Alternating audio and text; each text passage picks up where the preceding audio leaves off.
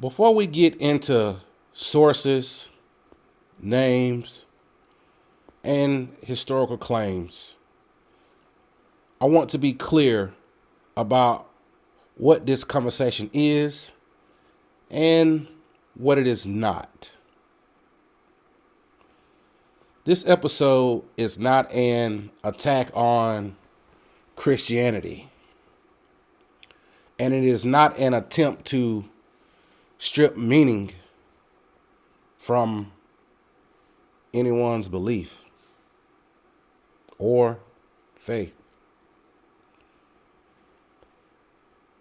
Belief does not require permission from historians, and faith does not rise and fall based on academic consensus.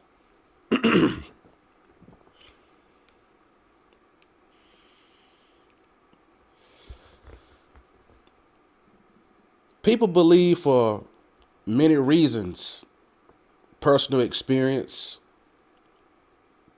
community, tradition, and spiritual conviction. And my intent is not to challenge any of those here today. What is being examined is much narrower, in my opinion. And what I'm examining today will be coming from a historical background. We're going to get into some anthropology and all that kind of stuff. So when people say that the 12 disciples existed,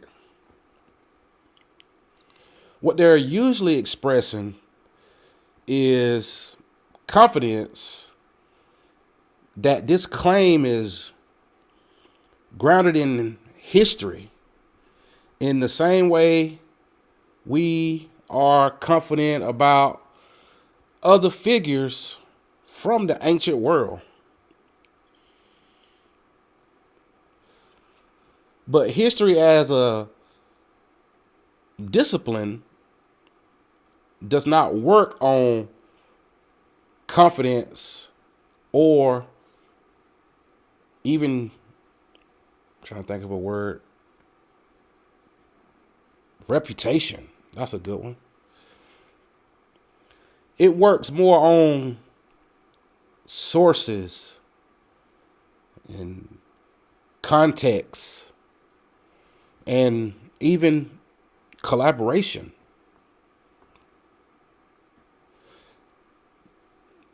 To me, I feel like that matters because history and theology, they ask different kinds of questions sometimes.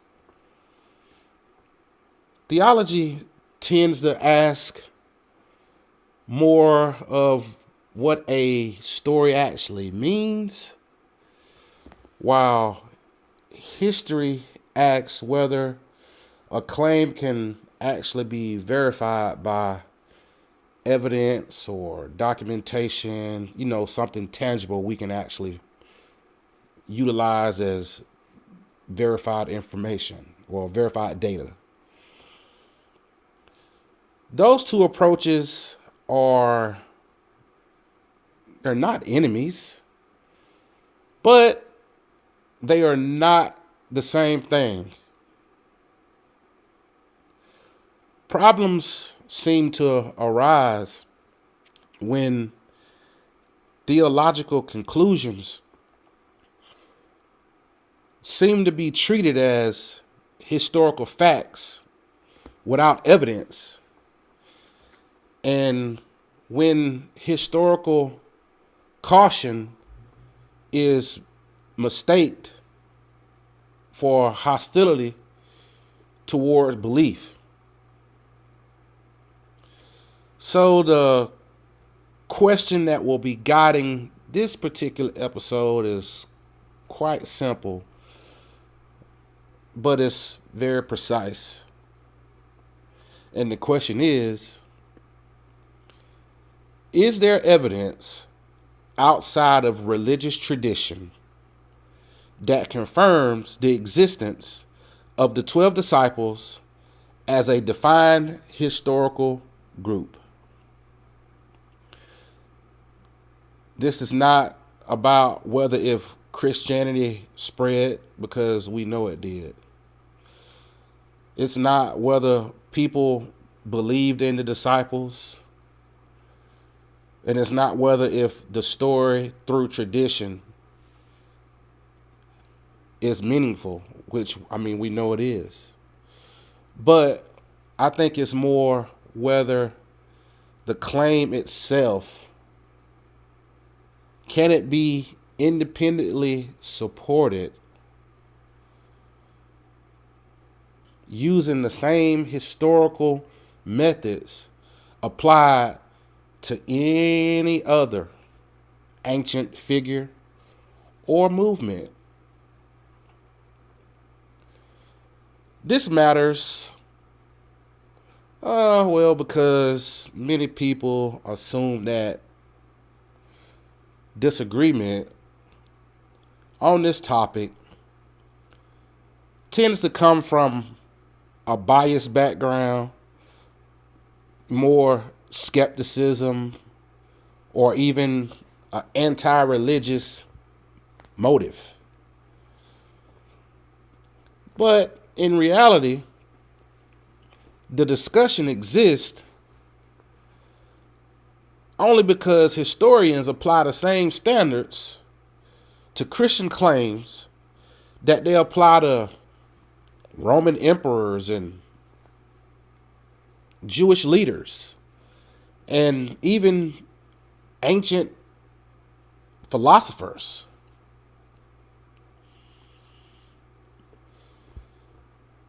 When historians question the details of the disciples, to me, they're not singling out Christianity.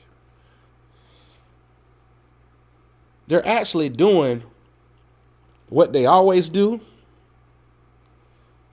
And they ask questions like, who wrote the source? How close these sources are to the events? And whether if independent confirmation exists. Another important clarification needs to be made here. So I might need to slow down a little bit. Saying that something cannot be historically verified is not the same as saying it didn't happen.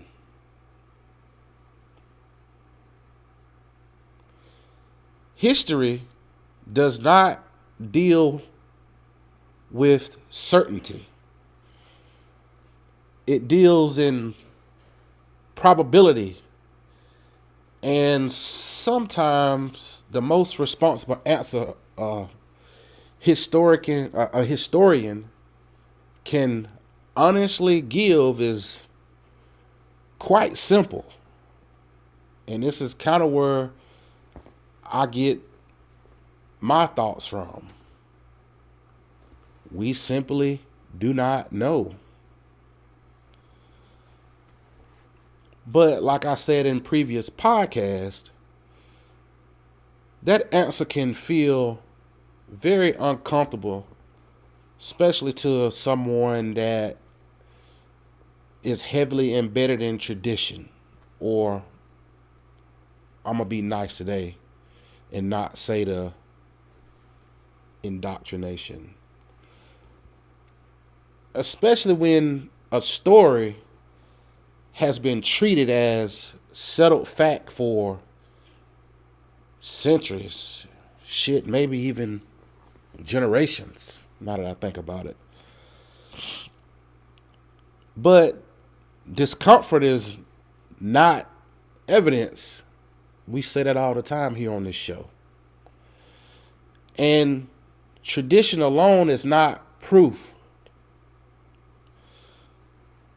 So throughout this episode, I'm going to rely strictly on the work of biblical scholars and historians across this Christian belief spectrum.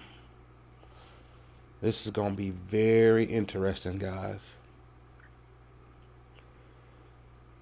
Christian, Jewish, and secular scholars and historians at that. And I'm going to brag on them a little bit. They're ones who actually specialize in the historical study of early Christianity. I'm not going to name drop, but for people that's in the same field of studies as me, you probably know a few of them yourself. I don't have to drop any names. Their conclusions are not based on disbelief. They're more circular around historical method. And as we move forward, it's important to listen carefully to what these scholars actually have to say. Not what is often repeated in sermons from Christian apologetics, or even some of these mind-blowing internet debates that you can see time to time, especially on YouTube. There is often a gap between scholarly consensus and popular religious understanding. And that gap is where confusion tends to grow from what I've seen, especially being in this almost 10 years, and it tends to get pretty ugly at that point. So, as we move into the first segment of this episode, I want the viewers to keep this in mind. This is not about tearing down anything whatsoever. It's more about separating what we believe from what we can actually demonstrate. And once we do that, we can finally have an honest conversation about what historians actually say regarding these 12 disciples. So grab yourself a tea or a soda or whatever, get comfortable, and be prepared to listen. Hello, I'm CJ Everson, and welcome to the Jewish Skeptic.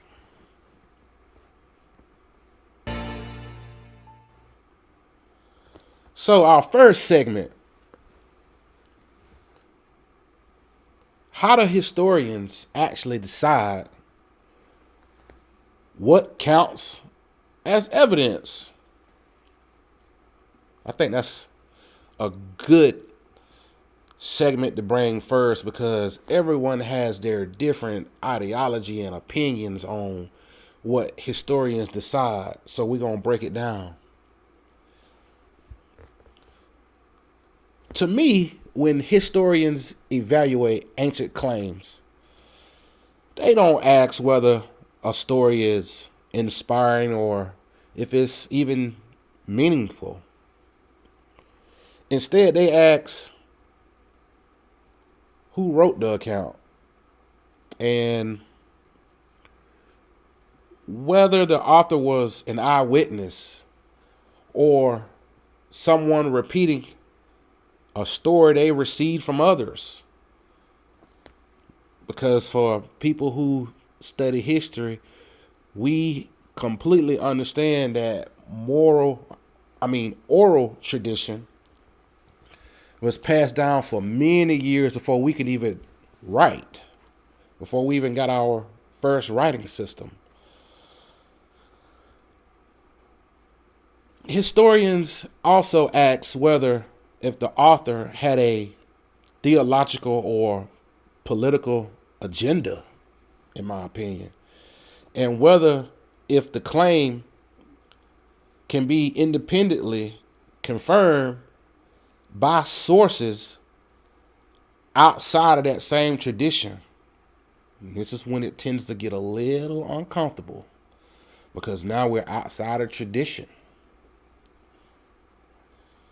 When multiple independent sources, especially those that are neutral or even hostile,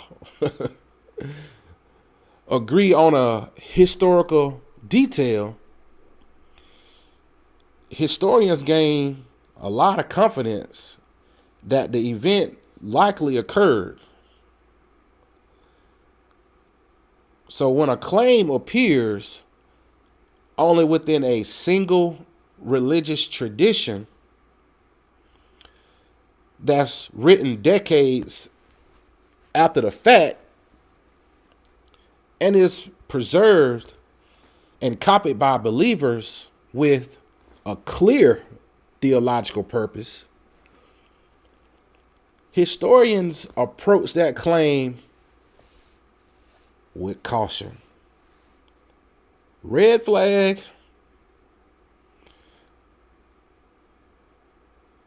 This does not mean that the claim is false, but to me it means that it just can't be verified using standard historical methods. And that's where I tend to question things. And that is the reason why we're having this episode today. So, moving on. What outside of tradition actually means? I feel like I need to clear this up because people don't quite understand when you say, I'm looking at this outside of your tradition. They don't quite grasp the context of the conversation that I'm bringing. So I'm going to slow it down for you. When scholars refer to evidence that exists outside of tradition, they are referring to sources that were not written by followers of Jesus or Yeshua. Those are not part of Christian scripture, and they don't rely on church transmission or theological teaching. That's why it's so important to do this, because truth shouldn't be able to hide from scrutiny. So if this is really true, more than people within that religion would have had insight to this, they would have documented it and so forth. These would include Roman historians and Jewish historians and inscriptions, or even administrative records that we know, cultures kept, or any contemporary documentation produced independently of the Christian movement. When we apply that to the standard to the 12 disciples, a significant issue becomes very clear. Fact check this if you want to. There is no contemporary Roman record that names Jesus' disciples. There's no Jewish document from the first century that lists all 12 disciples, and no inscription or administrative record that even confirms their identities. Newsflash. This absence of external confirmation is historically important because the Roman world was big on documenting religious movements and executions and social disruptions extensively. So ask yourself this: what's so important that they didn't get documented if it really took place? If they were real people, and we know that they was causing a lot of problems in the Roman providence. So what made them just so special that they didn't get documented? Think about that. And I'm going to shift gears here. So what scholars genuinely agree on among critical biblical scholars, whether if it's Christian, Jewish, or even secular, there's a broad agreement, not argument. There's a broad agreement on a few foundational points to me. Most scholars will agree that Jesus was a historical figure. I mean, we know that. And he likely had followers during his lifetime. And that some of those followers became leaders in the early Christian movement before his death. Notice I said early Christian movement, not modern day Christianity. There is a difference. There is also general agreement that Christianity spread rapidly in the decades that followed. So we can't question that. We know that's hardcore facts. Sorry for bumping the mic.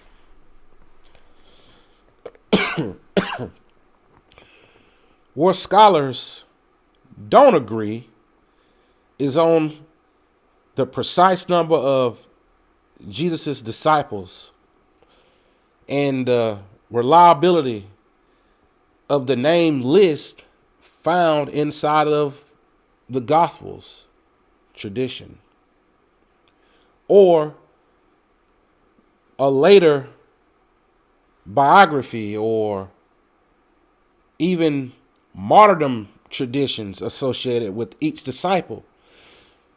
And I brought that up because Christians love to say, oh, all the disciples were martyred for believing in Jesus. They one was crucified upside down and yada yada yada. And anyway, I'm gonna get to that because that's not even a thing outside of tradition.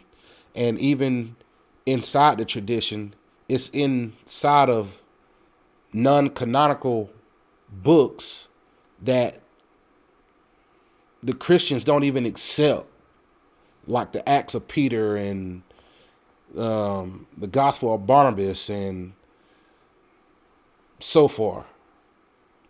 This disagreement does not stem from hostility towards the religion. I want to make that clear. But from the limits of historical evidence itself. So let's slow down here. Why the number 12 raises questions to many historians and scholars. Well, in Second Temple Judaism, numbers often carried symbolic meaning rather than serving as an actual simple head count. And we know the number 12 in particular was deeply associated with the 12 tribes of Israel. And they represented the idea of a restored and renewed people of Yahweh. Because this cultural background, historians encounter a religious movement centered around exactly 12 foundational figures. They ask whether the number reflects an actual historical group or a theological symbol constructed to communicate meaning.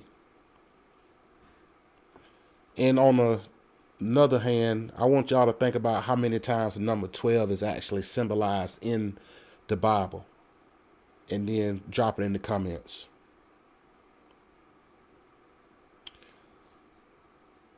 Many scholars argue that the number 12 likely represents a symbolic continuity within Israel rather than a verifiable administrative structure from Jesus' lifetime. This doesn't mean Jesus could not have had 12 close followers, but it means the number itself cannot be independently confirmed.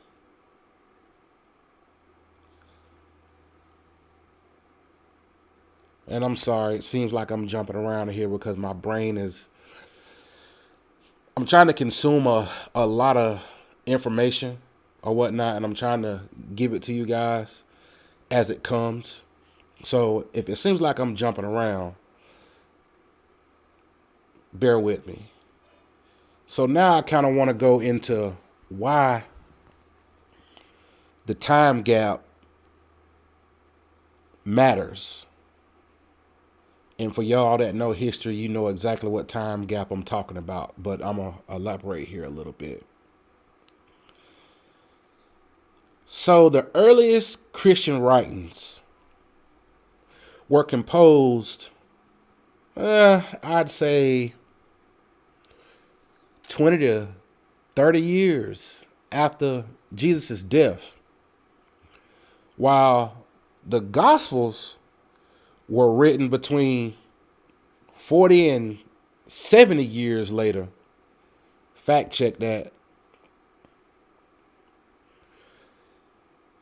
This time gap is significant because oral traditions tend to evolve, which I said earlier in the episode, especially when they are transmitted within culture and communities that are forming new identities and theological frameworks.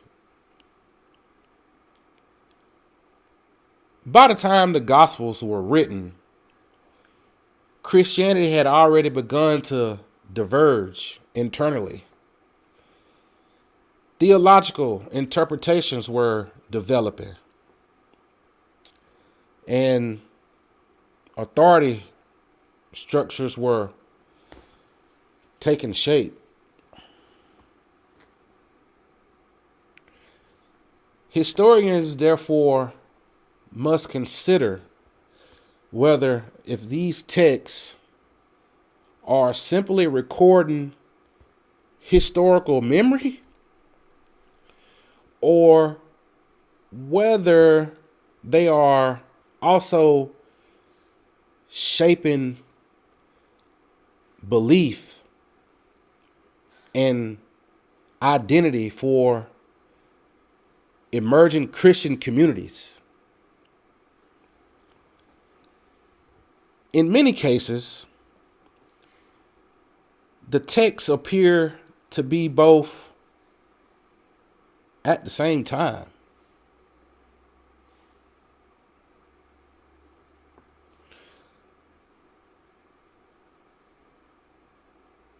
And I'm thinking here, guys. That's why I'm not saying anything. I'm thinking. So let's bring it back a little bit. So now that we've talked about those things, what does that leave us at this point? Well, at this stage of the discussion, I feel like historians genuinely conclude that Jesus likely had followers, and that some of those followers played a very important role in early Christianity and its entire foundation and movement. However, there is no independent historical evidence that confirms the existence of all 12 disciples as they are traditionally presented in the Bible. And historians conclude that the number 12 appears to function symbolically. And most of the detailed information about those disciples comes from later theological texts rather than from contemporary historical records. Yikes. And get out there and read those apocrypha and all those canonical books that they left out the Bible. I mean, it is a lot of apocalyptic literature in there, and it's heavily important because it will help you guys understand a lot of the foundation of what you see in the Bible when you read it. Or at least that's what it did for me. So going back, this does not mean that disciples didn't exist, because I know some of y'all probably finna get your panties in a wad or whatnot. But it does mean their traditional depiction can't be established as historical facts outside of belief-based sources.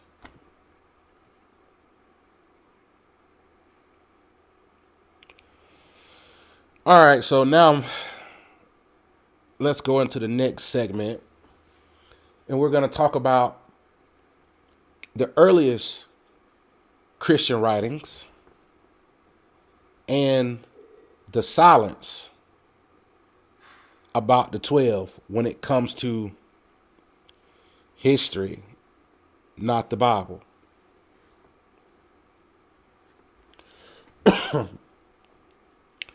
To understand what historians say about the 12 disciples, I think we kind of need to start with the earliest Christian writings that exist.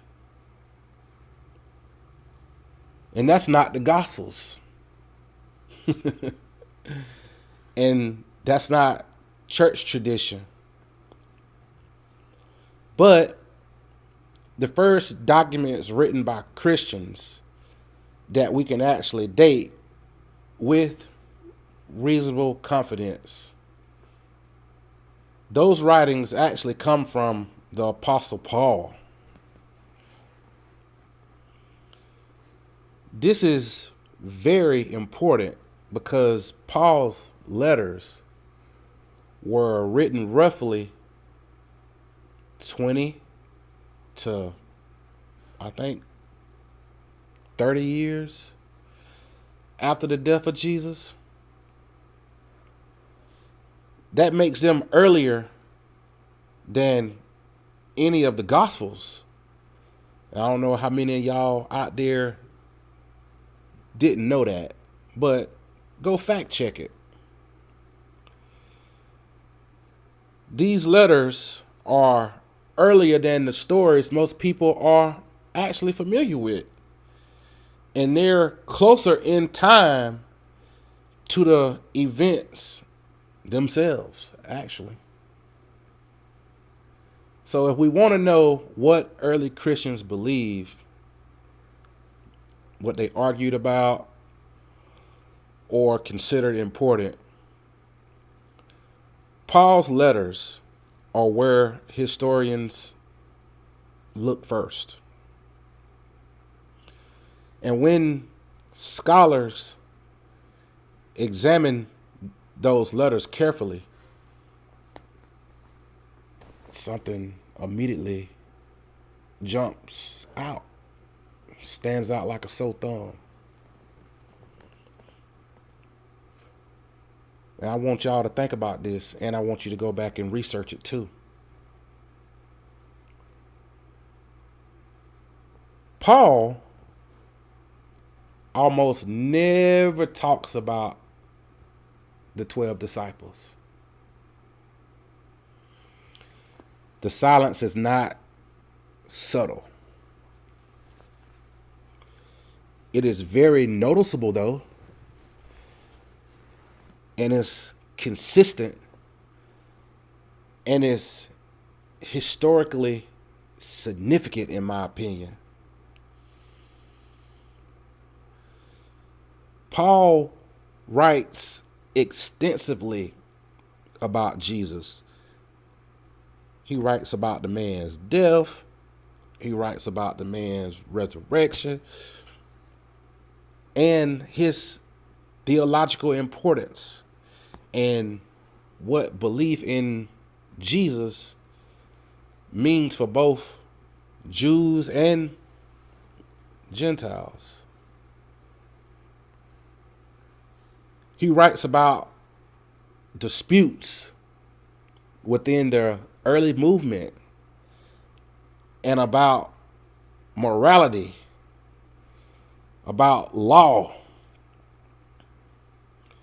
and even authority.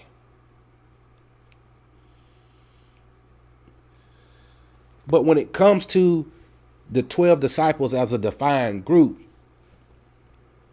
Paul says remarkably nothing. Well, I take that back. I won't say nothing, but it's remarkably, it's very little. It's very little. In fact, Paul never lists the 12 by name. And I want y'all to think about that. Why? He never describes their background. He never appeals to their teachings as decisive authority. And how does that work? If these people walk with Jesus, like the tradition says, and Paul is consistently talking about Jesus, and we know Paul never met Jesus, but how you gonna leave his homeboys out? Like, come on now. Paul actually never presents the disciples as a unquestioned leadership council over the Christian movement. So this creates a problem for traditional assumptions. if the 12 disciples were widely recognized as the central authoritative figures appointed directly by Jesus himself, then Paul's silence becomes very difficult to explain at this point. What he's so quiet about, y'all? Paul seemed to be very concerned with authority, legitimacy, and teaching. He frequently defended his own position and credentials many times. So if the 12 function as a established ruling body,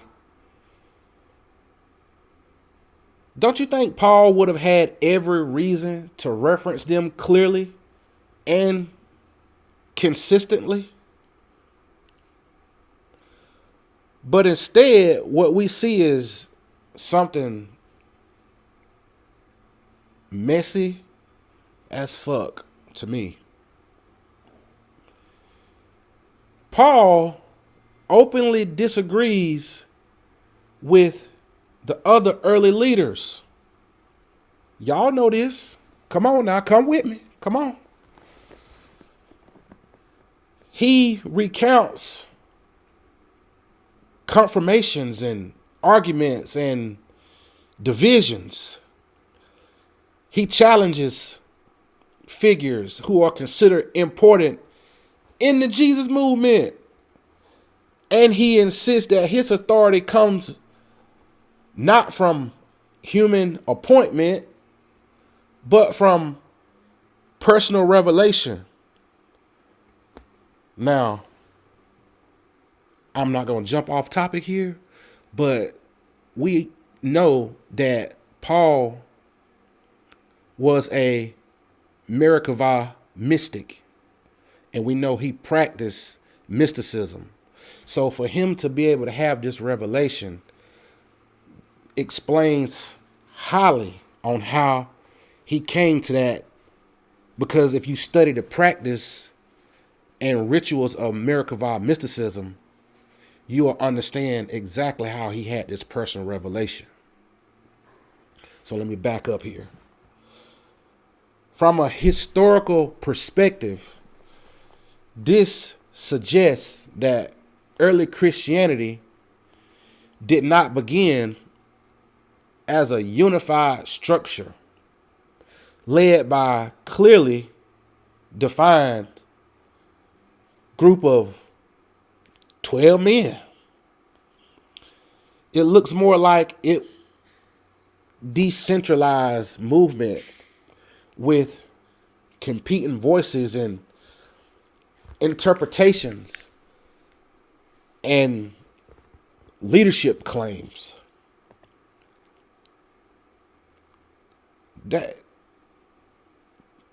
That's not a speculation to y'all? Like, this draws directly from the earliest texts we have. So it's not a speculation. Now, some people point to the passage where Paul mentions that Jesus appeared to the 12 after his death. At first glance, this seems like strong evidence that the 12 were actually recognized as a group early on by Paul. But the scholars and historians urge to take caution here. And here's the reason why. Well, by the time Paul is writing the actual term, the 12, that may have already been functioning as a symbolic title rather than a literal head count within early Christianity. Even the tradition says that one of the original disciples is said to have died and been replaced. And this raises the question of whether if the 12 refers to a fixed historical roster or to a concept representing the continuation with Israel. So, going back to my notes, scholars note that Paul does not clarify who the 12 are.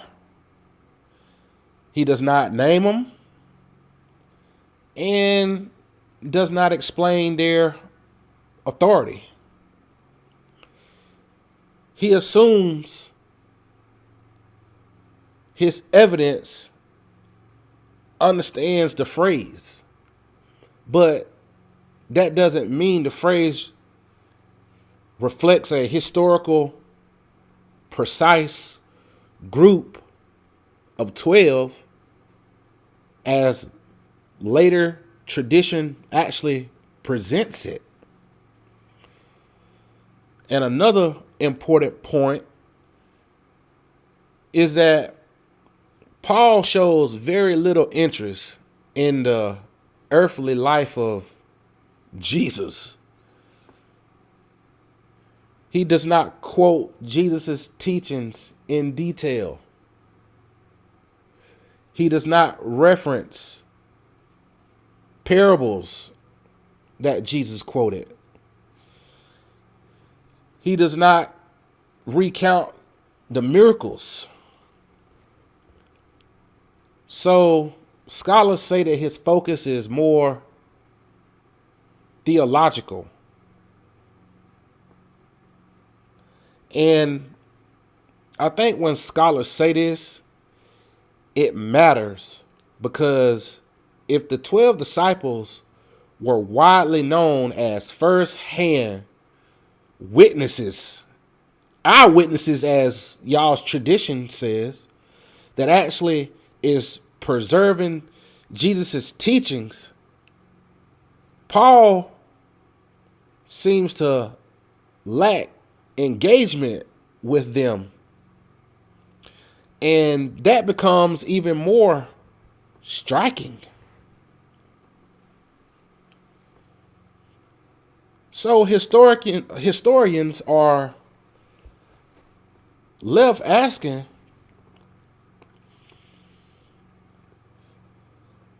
why somebody writing so early and with such urgency would not anchor his arguments more firmly in the testimony of those closest to Jesus himself. Well,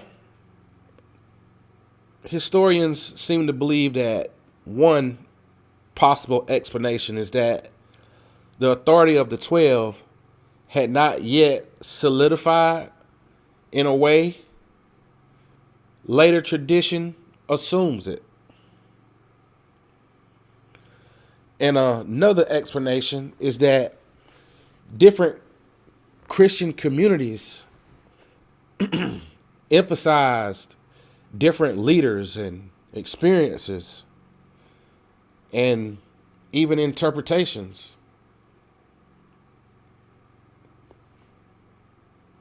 So, I mean, either way, the early evidence does not support the idea of a neatly organized group of 12 disciples exercising clear, universal authority from the beginning.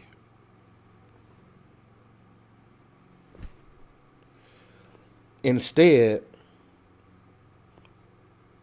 I think what emerges is a movement still in formation, still debating its identity, and still negotiating leadership. So this don't mean that the 12 were invented out of thin air. But it does mean that the role they later occupy in Christian memory appears far more developed in hindsight than it does in its earliest sources.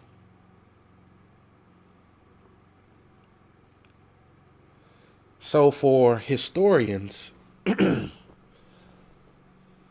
this raises an important point. When later texts provide detailed lists, biographies, and martyrdom stories, but earlier texts don't, historians tend to trust the earlier silence more than the later certainty. You can't blame them because that's how historical reasoning works. That's just how it is, people. The closer a source is to the events, the less polished and the more ambiguous it tends to be.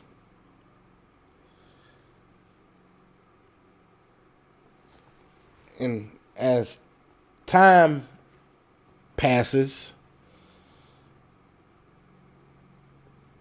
stories become clearer, roles become more defined,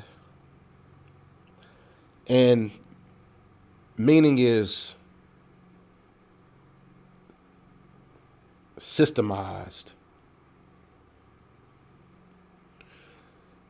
So when scholars compare Paul's letters to the later Gospels, they don't assume the later accounts are automatically wrong. But what they do recognize is the theology, the symbolism, and community needs may have shaped how the story was actually told. And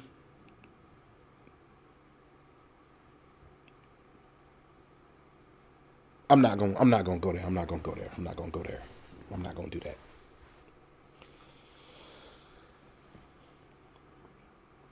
That brings us to the next stage of our discussion.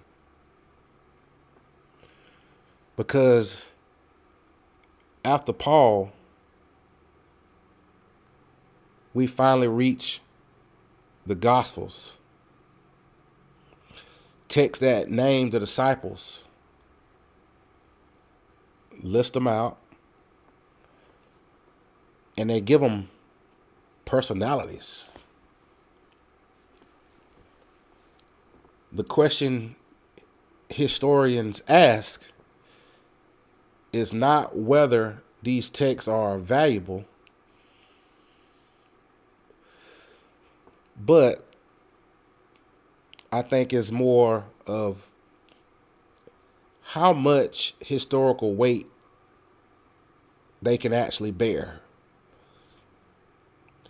And that's where this conversation gets a lot more interesting.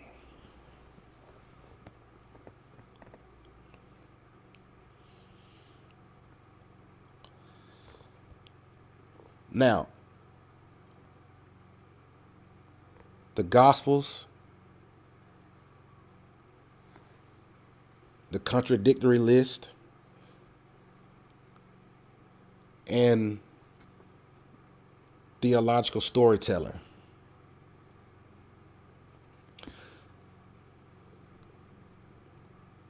After Paul's letters, the next major sources historians examine are the Gospels. These are the texts most people are extremely familiar with.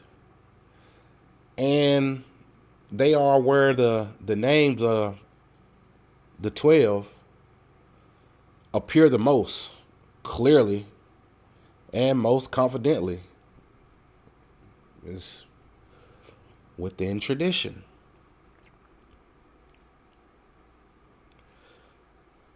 This is also where the historical challenges become more obvious.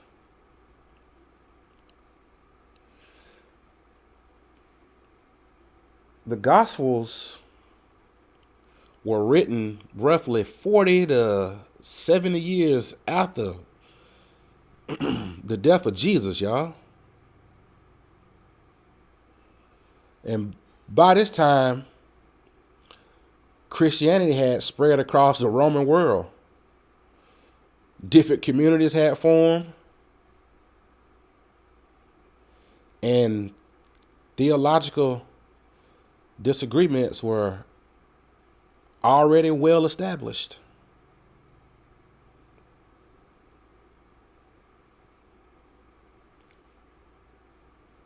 So think about that.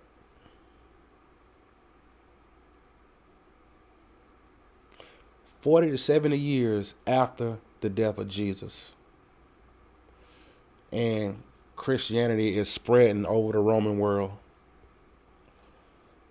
You got different sections of Jews, people at this point thinking they're Gentiles. So just think about how different ideologies started coming out.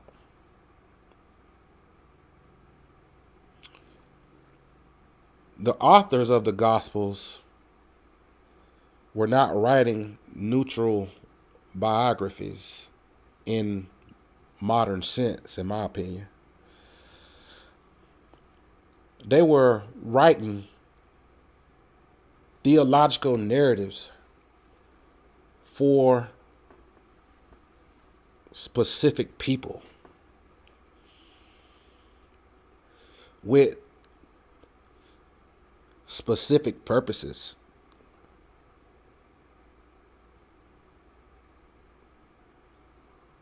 Now, I think this is going to matter when we look at how the disciples are actually presented in the Gospels.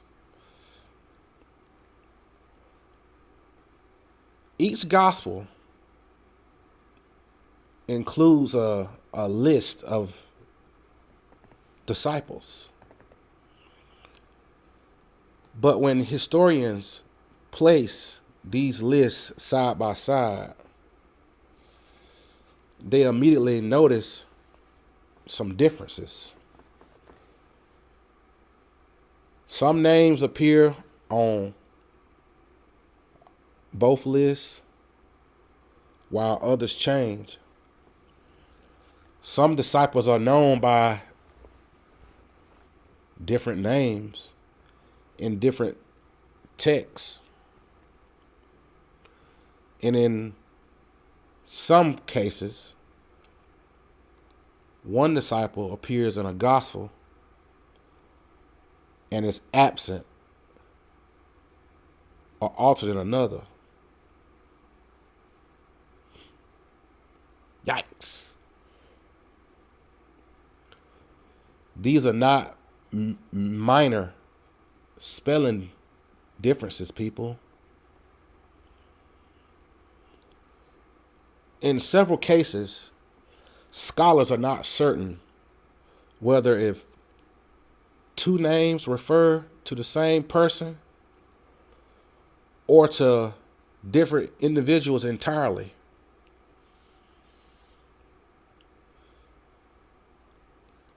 So for historians, this raises an important question. If the 12 disciples were well-known public figures with clear established identities, why do the lists vary? Why do the names shift, merge, or even disappear depending on the source?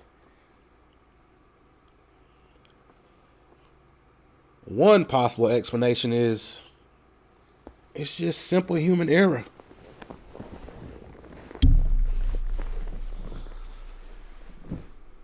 Another is reliance on different oral traditions.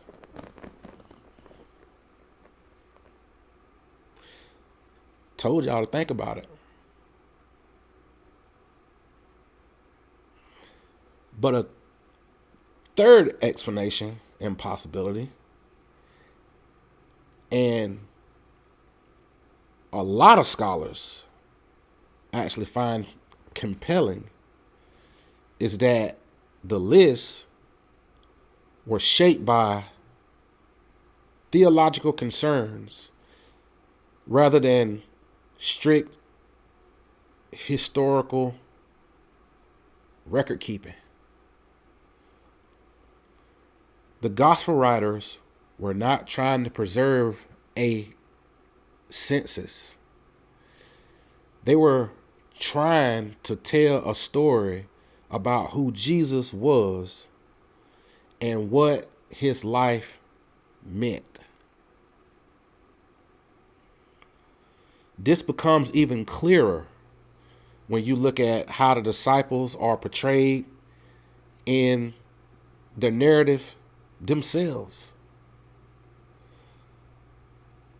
In the Gospels, the disciples often misunderstand Jesus. They fail to grasp his teachings and abandon him at crucial moments. They argue about status, misunderstood parables, and react with fear rather than insight. So from a theological perspective, this serves an important function. Is that the understanding comes through revelation and not proximity. And that human weakness contrasts with divine purpose. And from a historical perspective, however, this portrayal complicates claims about the disciples as reliable eyewitness authorities.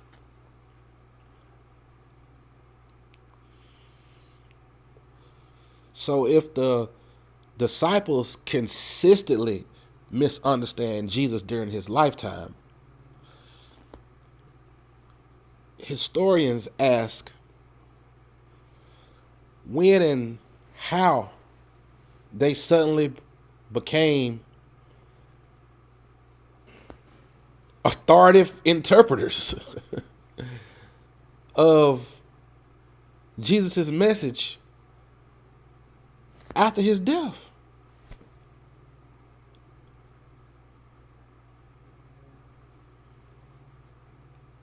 I want y'all to think about that. And go fact check this stuff. Go fact check this stuff.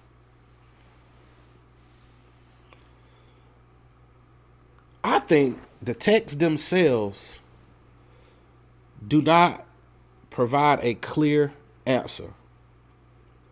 And instead, they come quickly from confusion to conviction, often without explaining the transition in detail. Another issue historians examine that's in my notes that I can think of is how the role of the disciples appears to grow over time. And y'all fact check me on this because I'm going off of memory here. I mean, I studied this for quite some time, so hopefully I'm on the right track and I haven't lost a lot of this mentally. But in earlier gospel traditions, I think the disciples are present, but they're not really central. They become foundational figures whose authority underpins, just cut right from up on them, church leadership and their teachings. I mean, this suggests the development rather than static preservation.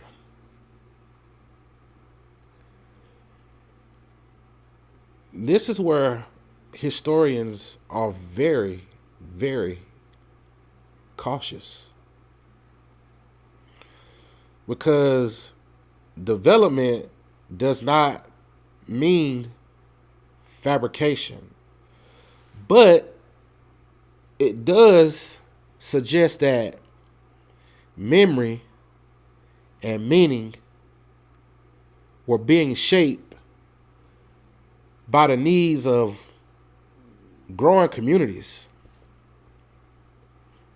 And one of the clearest examples of theological shaping appears in how the number 12 functions in the gospel narratives.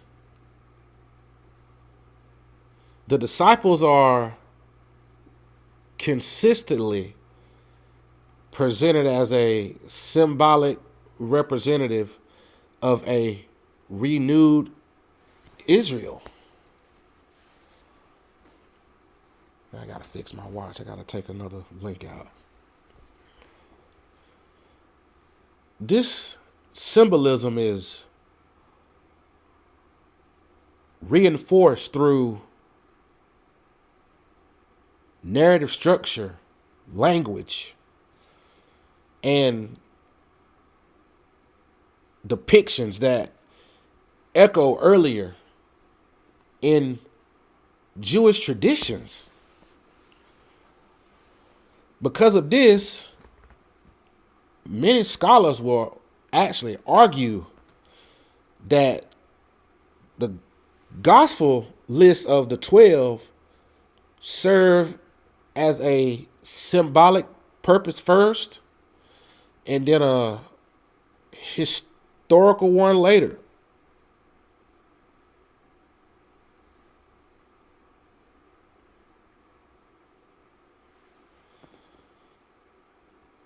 The number 12 communicates the continuation, restoration, and fulfillment of Israel.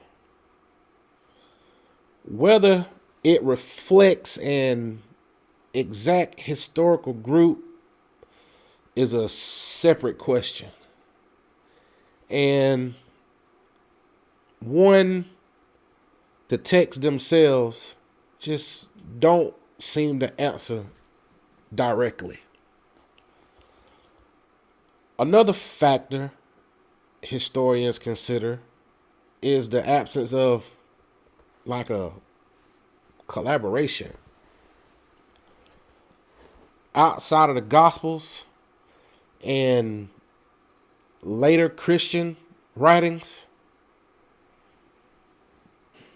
There is not independent confirmation of most disciples as individuals. That's scary when you think about it. There are no Roman records naming them. There are no Jewish writings describing their activities. And there are no inscriptions that mention them. This silence does not prove that the disciples didn't exist. That's why I look like this before I said it, because I know some of y'all will take it as, oh, he's saying that the disciples didn't exist, and that's not what I'm saying. But it does mean that our knowledge of them depends almost entirely on texts written by believers, for believers, several decades after the events that the text describe, the Gospels. So I know the people that I follow and that I talk to that are historians, they treat such sources very carefully. And they ask whether later traditions about the disciples, travels, and teachings, and deaths reflect historical memory or theological storytelling.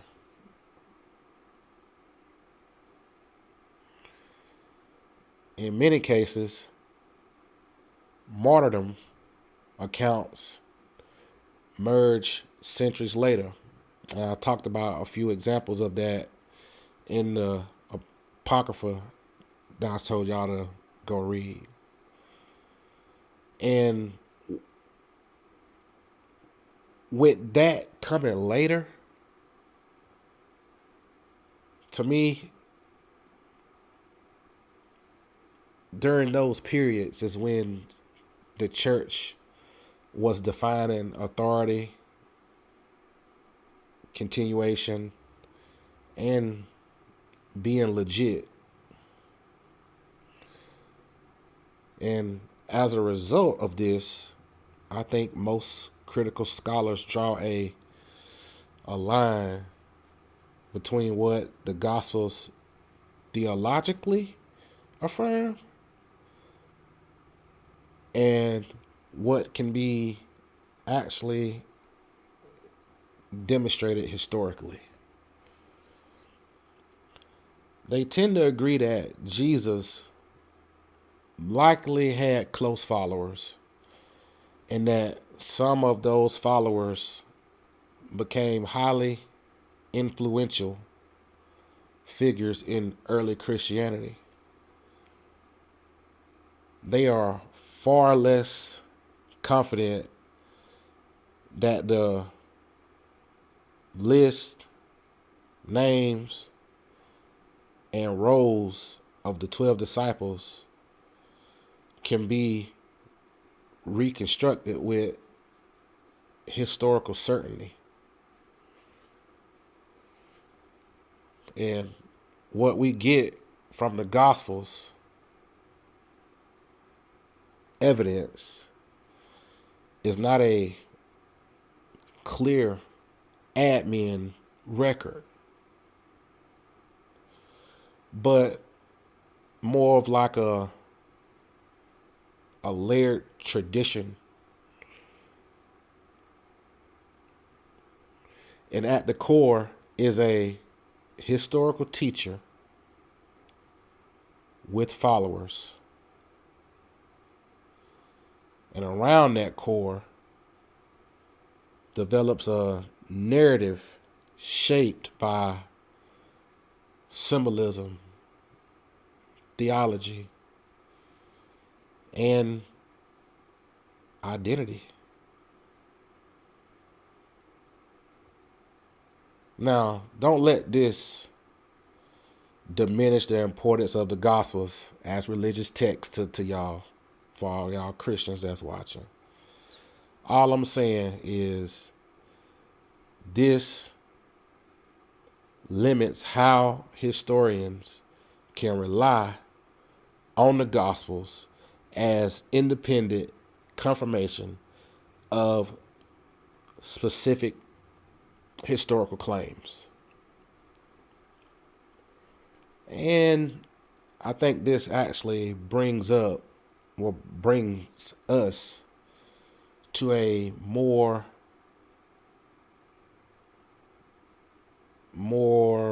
revealing issue. Because if the 12 disciples played a central role, tradition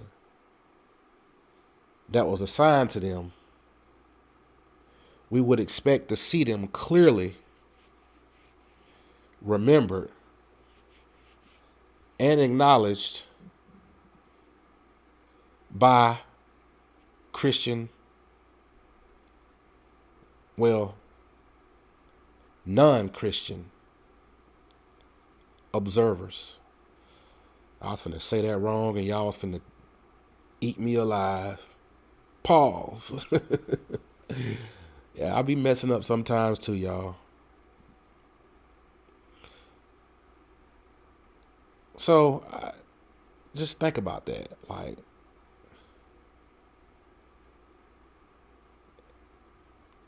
and while you're thinking, we're gonna start easing into our next segment.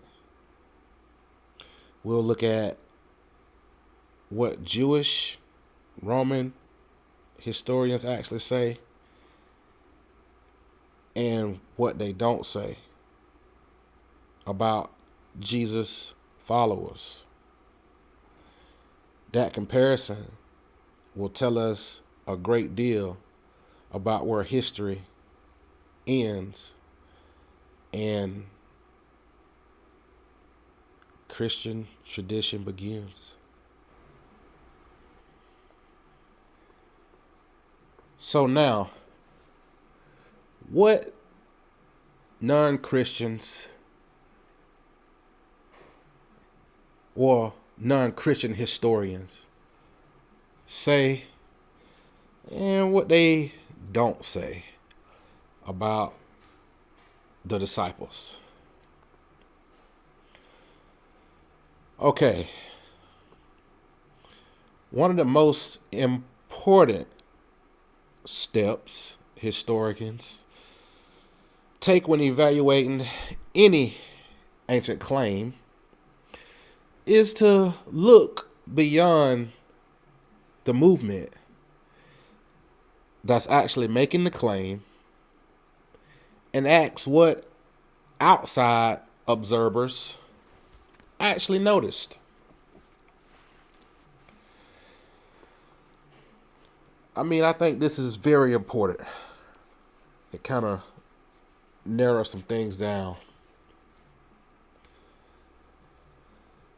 It's important when a movement is said to have been public, influential, and even controversial. Because we know they say they was keeping up some shit. But anyway. So if Jesus had 12 well-known disciples who traveled, preached, disrupted communities, and were executed for their beliefs, historians reasonably expect to find traces of non-Christian sources. At least they should be somewhere in a non-Christian source. Considering where they were, the area and the land, these would include, of course, Jewish historians, probably some Roman officials, or possibly writers who had no stake in promoting Christianity and its theology. When scholars perform a comparison, I believe a striking pattern starts to emerge here. Non-Christian sources confirm that Christianity existed. I said this early in the episode. And we know that it spread. And we know historically a man by the name of Jesus, Yeshua ben Joseph, was actually executed. What they do not confirm is the existence of 12 disciples as a recognizable historical group. The most frequently cited Jewish source is from the traitor Flavius Josephus. And for y'all that don't know, Josephus was actually Jewish or whatnot. He's actually a traitor in the Jewish community because of his acts and how he turned his back on the Jews during the Jewish Roman revolt. But anyway, Josephus actually wrote toward the end of the first century. So they like to go back and use that source. Josephus mentions Jesus briefly. And he refers to James, who he identifies as the brother of Jesus, who was called Christ. And this reference is widely regarded by scholars as authentic and is one of the strongest external confirmations that Jesus had followers. But if you dig in, you'll know that we have been able to find that some of the antiquities that of the Jews that he wrote has actually been tampered with, well, changed or whatnot. But anyway, however, Josephus, he doesn't list the disciples. He does not mention a group of the 12. Does not describe their teachings, travels, deaths, none of that. His interest lies in more political unrest and prominent figures, I guess I could say, not in preserving Christian tradition. And from a historical standpoint, that matters because Josephus lived in the same century. And he wrote extensively about Jewish movements and was deeply familiar with our sanctions and prophets and messianic claimants like Judas of Galilee. If a clear, defined group of 12 disciples had been widely, recognized in Jewish society, even though he was a traitor, the historians would expect at least a passing reference from someone like Josephus, just because of his lifetime. But unfortunately, there is none. Roman sources actually present a similar pattern, guys. The Roman historian Tacitus is writing in early 2nd century, and he confirms that Jesus was actually executed under Pontius Pilate, and that Christians were active in Rome not long after. Well, that is a very important confirmation of the base outline of the Jesus movement. Now, I don't want to get off here, but none of these sources speak of resurrection. So, me personally, I don't question if he was a real person. I know he was a real person. I question the resurrection. But getting back on task here. Yet, Tacitus, like I said, he didn't name any of the disciples in his writings. He doesn't mention apostles. He doesn't refer to leadership growing, tracing authority back to 12 men. None of that. His focus is on, I think his focus is more on Christians as a social group, and not so much focus on their internal structure and origins. And another Roman source, Pliny the Younger, describes Christians meeting and singing hymns and to Jesus and pledging moral behavior. His letter, if I can remember, shows that Christian worship existed independently of Jewish institutions and had already spread wide and widely at that. But again, there is no mention of disciples by a name, no reference to a founding group of the 12, no acknowledgement of their apostle authority. So we have to ask ourselves, like we did in the last segment, why? Why? I mean, Roman writers were attentive to leadership structures, and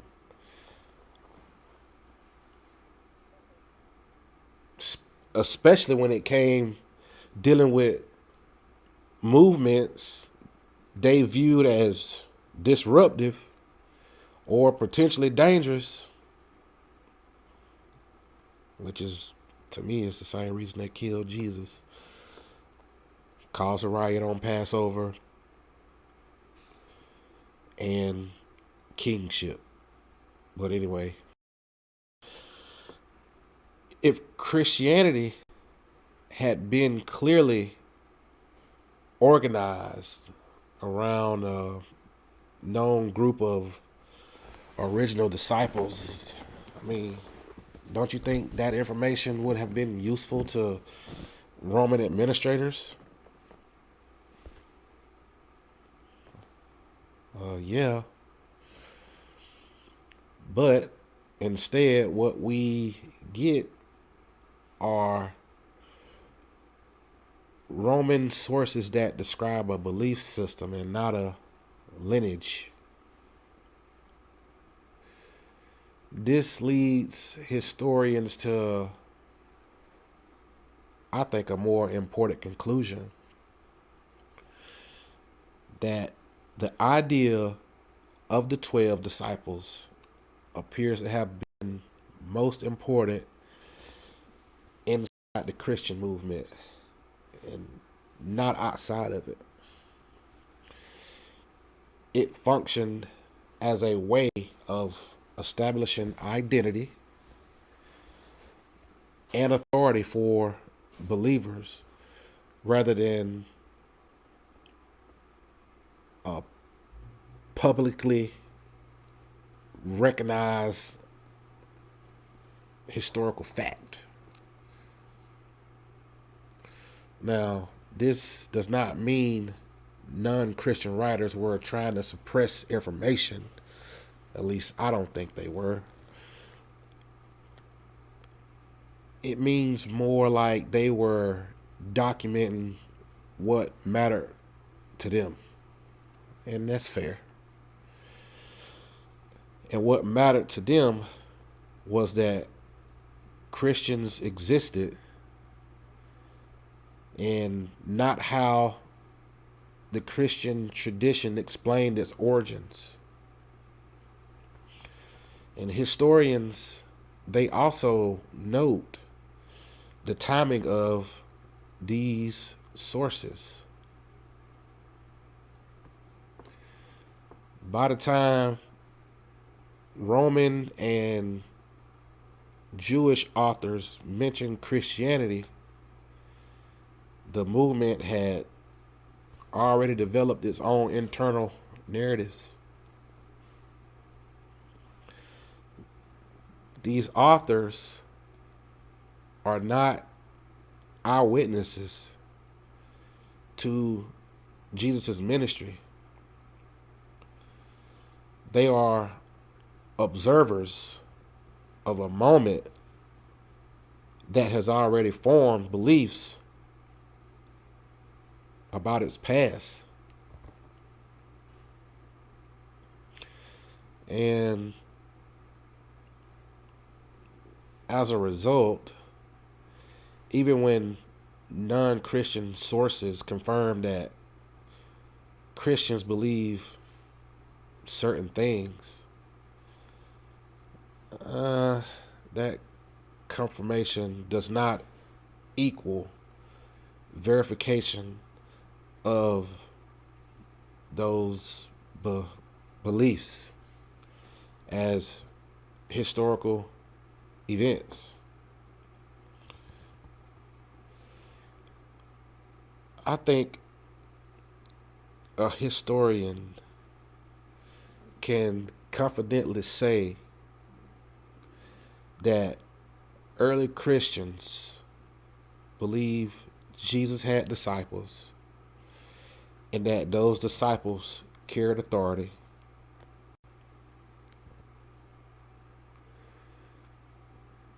What I think a historian cannot confidently say, based on the external evidence, is that all 12 disciples existed as a tradition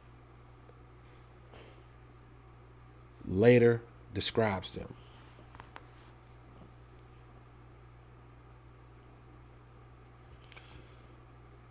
Once again, this does not mean the disciples did not exist. It simply means that history cannot independently confirm the disciples. I know it's a hard pill for you to swallow, I know it may be hard to believe, but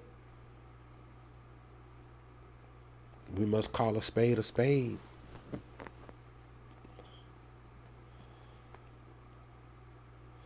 And this is where things tend to get uncomfortable for the people that are Christians.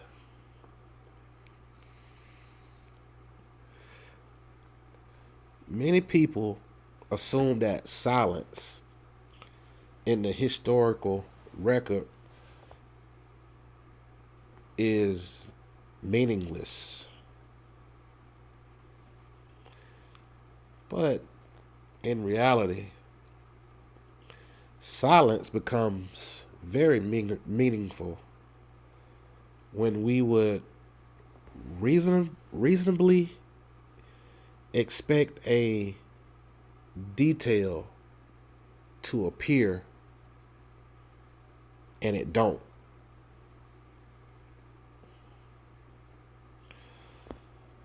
The disciples are central figures in Christian memory, in my opinion. They're also perpetual or invisible in non-Christian history.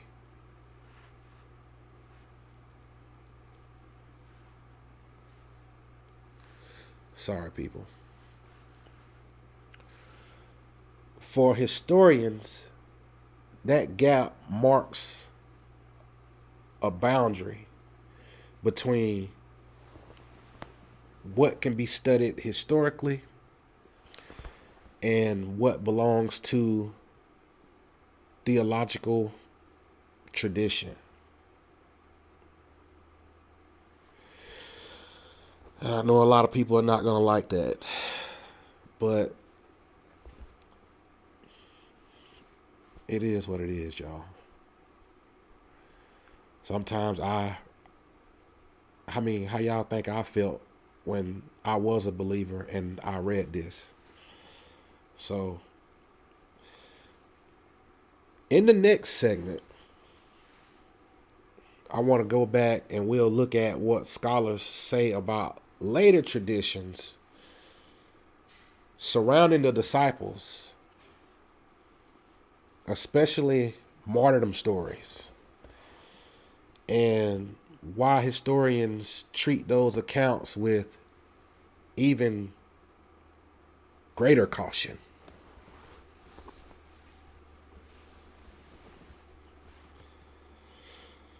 Oh, this is very, very uncomfortable.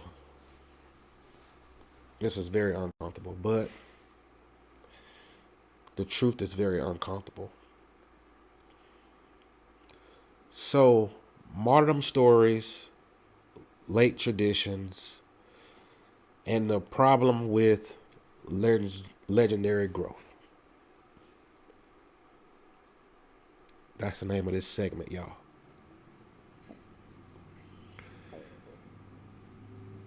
When discussions about the disciples move beyond their existence,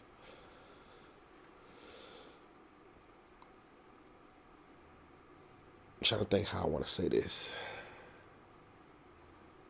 They almost always shift towards martyrdom. Oh, the disciples died for Jesus. I don't want to get too unpeeled. Many people are taught that all or nearly all of the disciples were brutally executed for their faith, and that this fact somehow proves that the truth of Christianity is itself. But let me tell you something. Historians, they approach this claim very differently than you religious tradition following people. Now it shifts because now the first question historians ask is whether martyrdom occurred, but when the stories describing that martyrdom were written, and by whom.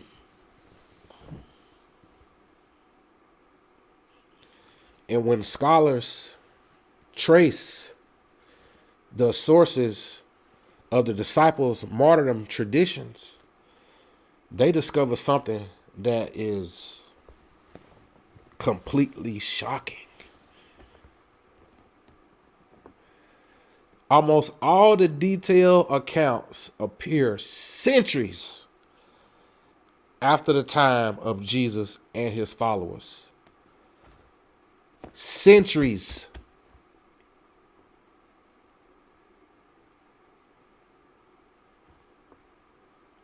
I gotta pause and think about that.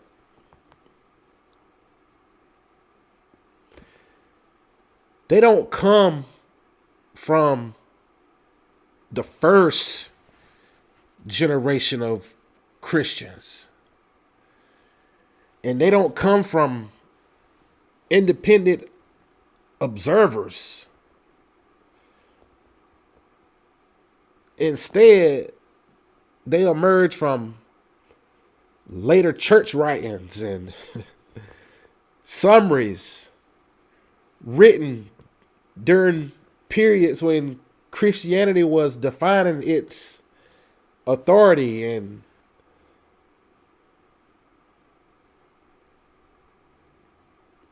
orthodoxy, I guess you could call it.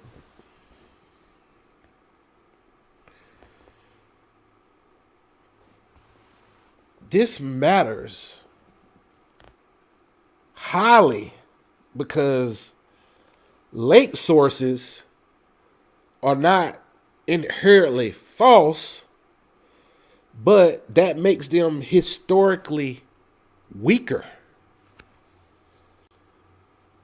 And let me tell you why. Because the more time that passes between an event and its description, the more opportunity there is for embellishment, theological shaping, and legendary development.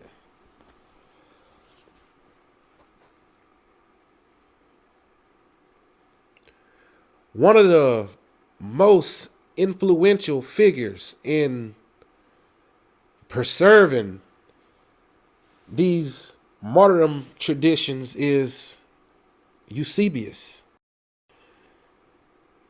This man writing in the 4th century. Everything with the disciples and Jesus and all that happened in early 1st century. Y'all do the math. Eusebius compiled stories about apostles, bishops, martyrs, in effect to, at least I think he was trying to preserve Christian memory and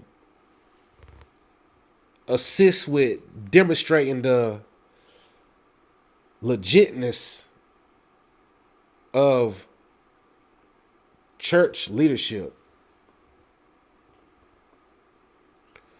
Now, historians value Eusebius as a source because he preserves earlier material that would otherwise be lost. And at the same time, they recognize that he was not a neutral historian. He wrote as a committed Christian with a clear purpose. And that purpose was to show that Christianity was divinely guided and continuous from the time of Jesus. Wanted to show you how unified they were, in other words. So because of this, I highly believe, I think that historians treat his claim carefully, especially when it reports events for which no earlier confirmation exists. And when we look closely at martyrdom traditions for the disciples, the pattern becomes very clear. Only a small number of figures have relatively early and multiple attest. Peter and I think James. I think I could use those for an example. Peter and James, you can fact check me, are more plausibly historical martyrs because they are mentioned earlier and in multiple sources. But for most of the 12, the stories appear much later, often accompanied by some dramatic detail that resembles, I call it folklore, more than historical reporting. And some of these accounts place disciples in distant lands with no evidence of how they traveled there. Others describe miraculous events surrounding their deaths. Historians recognize these features because they appear in many religious traditions, not just Christianity. Stories of heroic deaths tend to grow over time. And I'm going to go back on this. So even talking about them two disciples that I first mentioned, I went and dug a little bit farther into that. And I don't want to get too far-fetched off the episode, but even those two don't check out the way, people say they check out. So, like I was saying, these stories tend to grow over time, especially when communities start to seek and inspire loyalty and courage and sacrifice. This process is known as legendary assertion in my vocabulary. It doesn't require like a intentional deception, and it usually occurs naturally as stories are retold,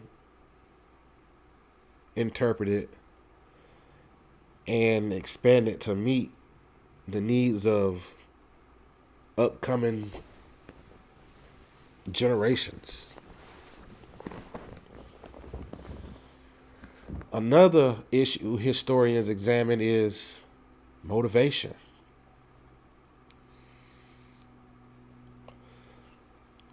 By the 2nd and 3rd centuries, Christianity faced internal disagreements over doctrine and authority.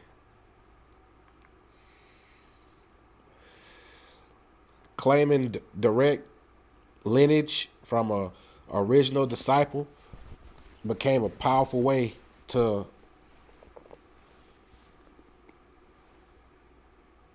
legitly get to the top leadership, and break it down a little bit. So churches that could trace their origins to an apostle carried a greater influence and prestige in Christianity. This created a incentive to associate regions, I think teachings, and them famous martyrdom stories with specific disciples, even when historical evidence was thin or non-existent.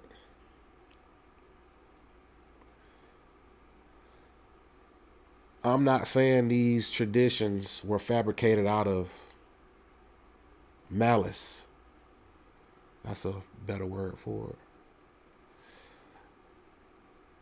I think it means they developed in an environment where symbolism continued because it mattered deep. And some early Christian figures, such as, I can't even really say his name, y'all will correct me, Polycarp, or I can't even say his name, the one of Antioch, y'all know who I'm talking about. I think they provide valuable insight. Their letters, and even though I can't say his name, I still study it. I think their letters show that martyrdom was admired and even it was like idolized, but they don't provide detailed historical accounts of the deaths of the disciples. This again highlights a pattern that historians find telling. The closer a source is to the events, the less it says about elaborate martyrdom narratives, if that makes sense. The farther away a source is in time, the more detailed and dramatic the stories can become. And from a historical standpoint, this reverses what we expect if the martyrdom accounts were based on well-preserved eyewitness memory. Y'all see where I'm going with this? So I think as a result, most critical scholars conclude that while some early Christians were persecuted and executed, the claim that all or most of the 12 disciples were martyred in specific ways cannot be established historically. This conclusion often surprises people. I said it before I got into it deep.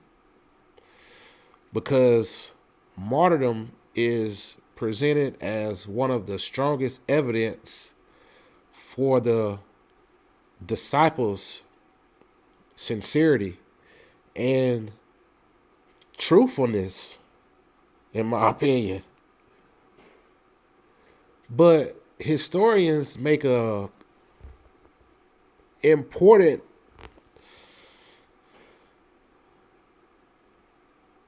claim here. I mean, and they can back it up. Dying for a belief demonstrates conviction, but not correctness in any way whatsoever. And people throughout history have died for beliefs that later generations recognize as mistaken. Martyrdom tells us what someone believed, not whether the belief was true. And in the case of the disciples, even the martyrdom claims, they rest largely on late tradition rather than early documentation. So, once again, historians find themselves drawing a very careful and cautious boundary, red flag. They acknowledge that early Christianity involved real people. I think we can add real risk and real suffering. But at the same time, they recognize that the detailed stories surrounding these martyrdoms of the disciples belong more to a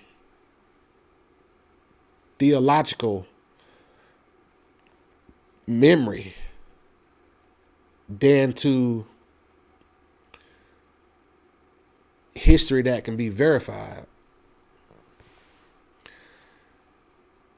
And I set up because this brings us to a important turning point in this discussion. It's already uncomfortable as it is. That's why it seems like I'm going slow, because I want everyone to understand what I'm saying here. If the disciples cannot be fully condemned through external sources, then early Christian writings are ambiguous. Gospel accounts are theologically shaped, and martyrdom traditions are late and embellished. Then what exactly can historians say with confidence about what we're talking about?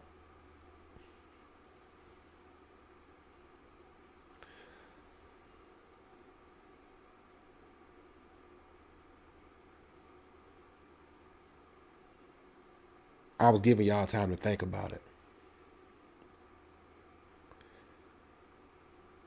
That question is where this episode begins to come together. And in the next segment, we'll step back and summarize what historians actually affirm, what they leave uncertain,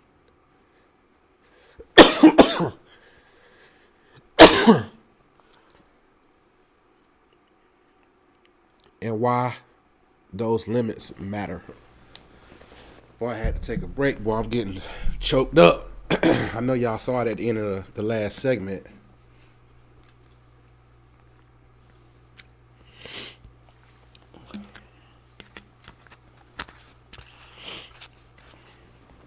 All right.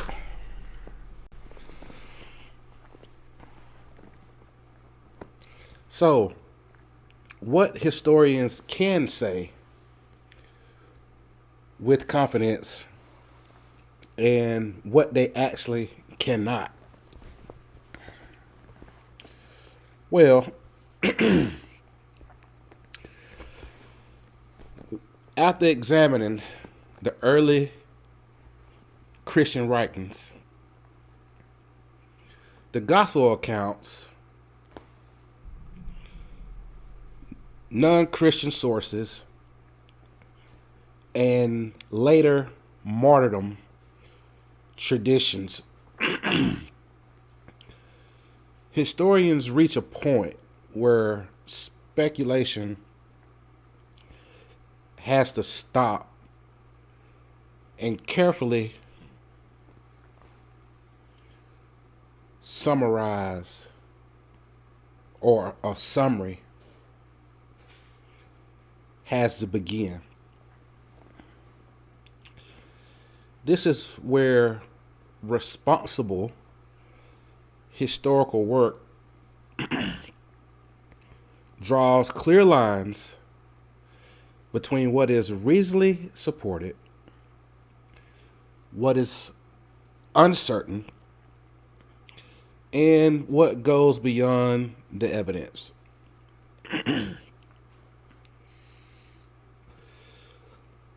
Historians can say with confidence that Jesus of Nazareth was a real historical figure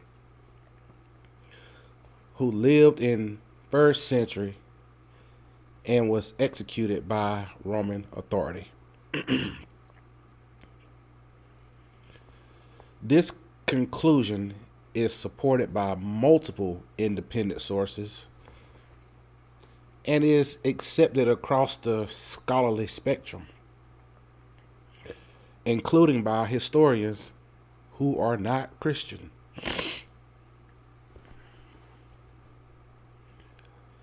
Historians can also say with confidence that Jesus had followers during his lifetime.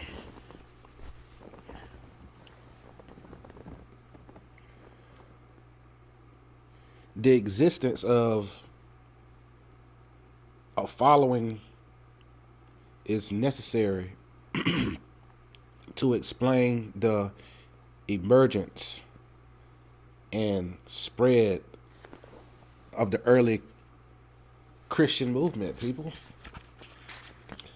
And this point is not seriously disputed in modern scholarship, actually.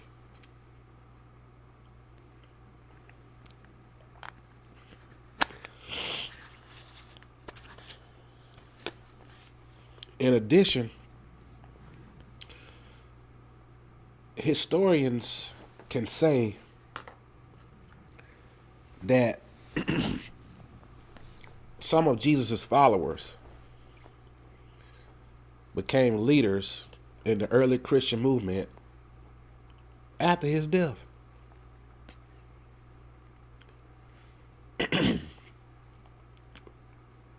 I'm going to say figures like Peter, James, and John appear more frequently and more consistently across early sources, which gives them stronger historical footing than many others associated with Jesus. Beyond these points, confidence begins to decrease, in my opinion. Historians can't say with certainty that Jesus formally selected a fixed group of exactly 12 disciples during his lifetime in the way later Christian tradition describes it. The number 12 appears repeatedly in theological context, and its symbolic significance within Jewish tradition makes it very difficult to separate historical memory from religious meaning. I swear I'm gonna get it right, y'all.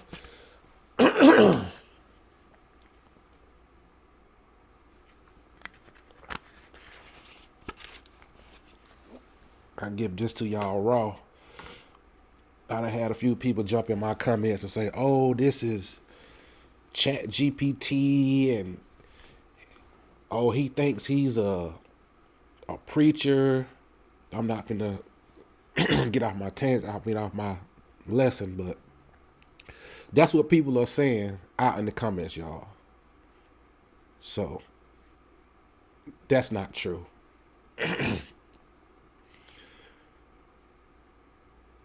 I think historians also cannot independently confirm the identities of all 12 disciples that's listed in the Gospels.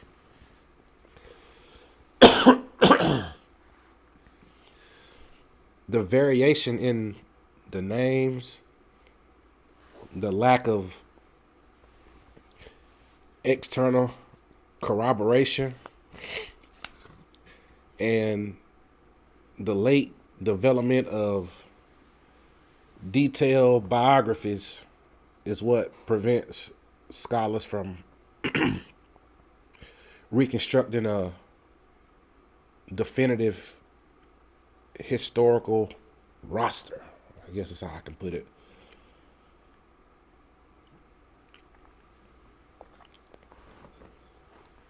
Likewise, historians, they cannot reliably verify the later traditions about where the disciples traveled, what they taught in specific regions, or how most of them actually died. Those accounts emerge way too late, and they rely too much on theological storytelling, and they lack independent confirmation.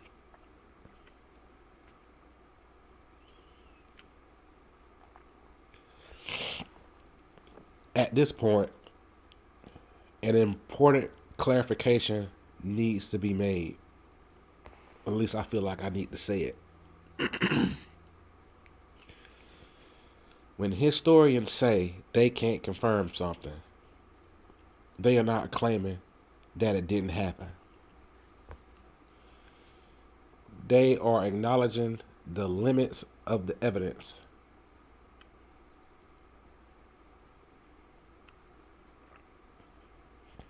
History does not operate on certainty. It operates on probability, plausibility, and documentation.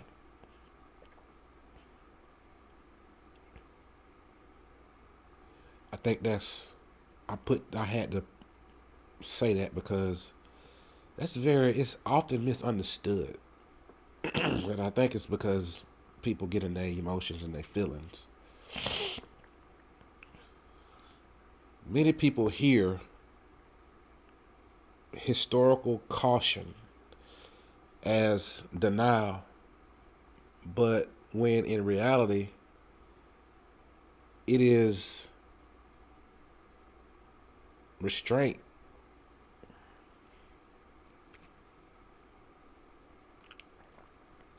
Historians are trained to resist filling gaps with assumption, even when those assumptions feel intuitive or emotionally satisfying.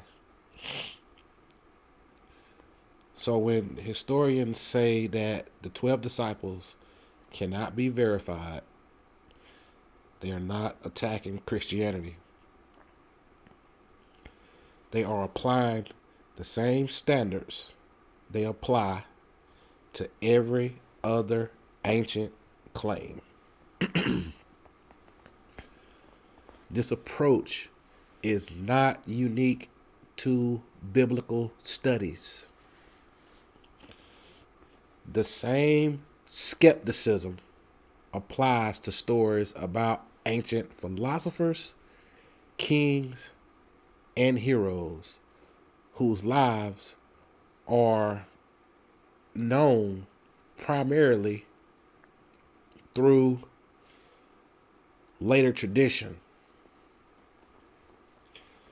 In many cases, historians accept the existence of a figure while rejecting or questioning the details surrounding the figure.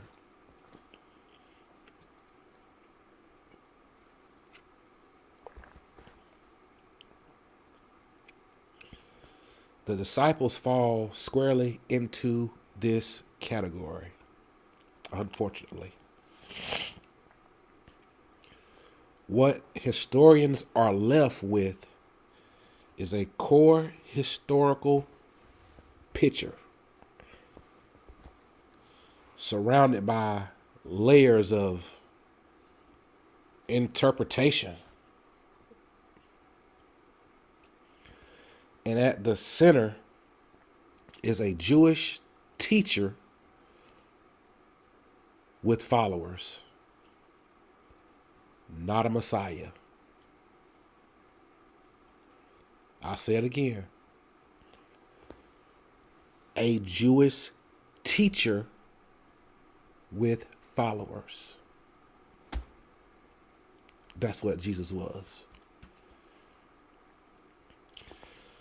Surrounding that center are stories shaped by memory, theology, symbolism, and hell, even identity.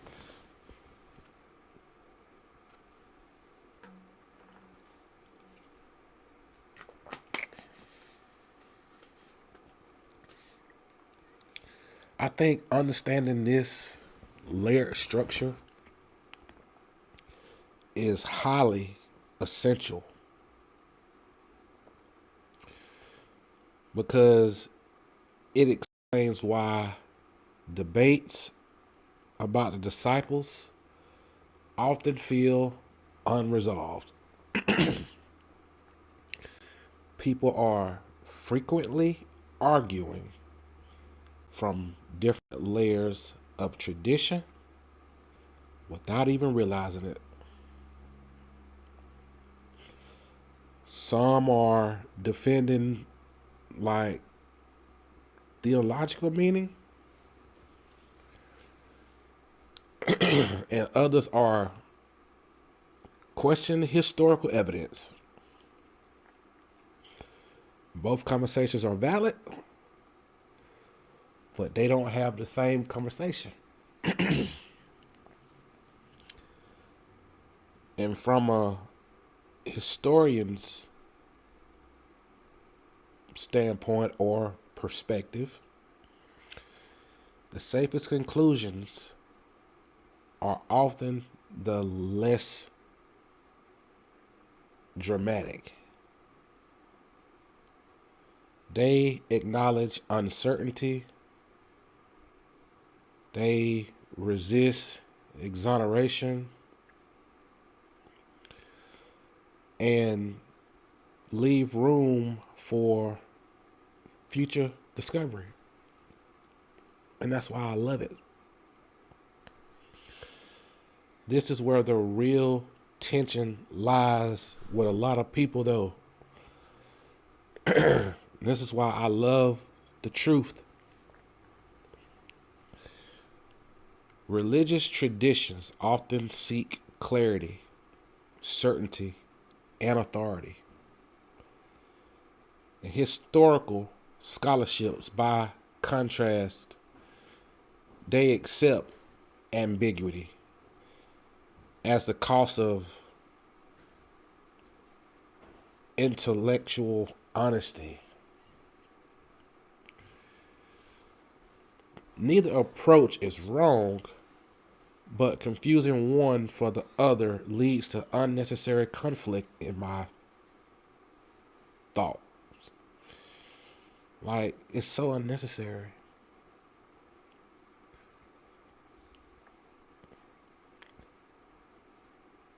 So, in the final segment of this episode, we'll address why that matters so much today, and how misunderstanding history affects modern belief and debate, and why separating faith from evidence can actually strengthen conversations rather than weaken them.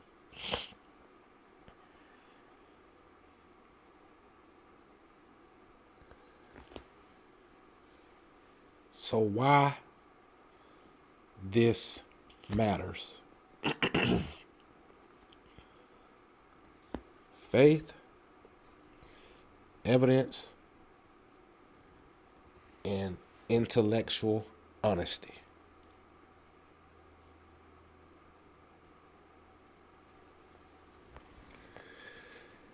At this point in the discussion, it's worth stepping back, and I think we should ask a broader question. Why does any of this matter? Why spend so much time analyzing sources, silences, and scholarly caution when many people are perfectly comfortable accepting the tradition story as it has been told? Well, to me, the answer is not about winning arguments or dismantling belief. It's about intellectual honesty and clarity.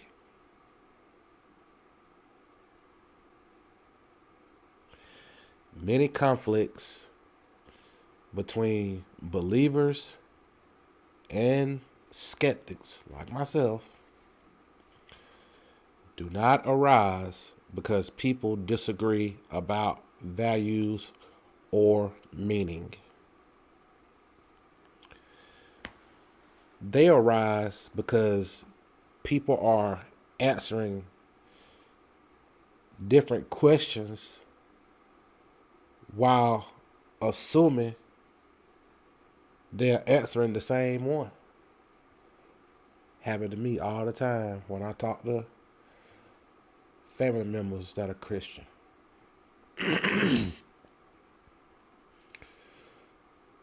When someone says the 12 disciples existed,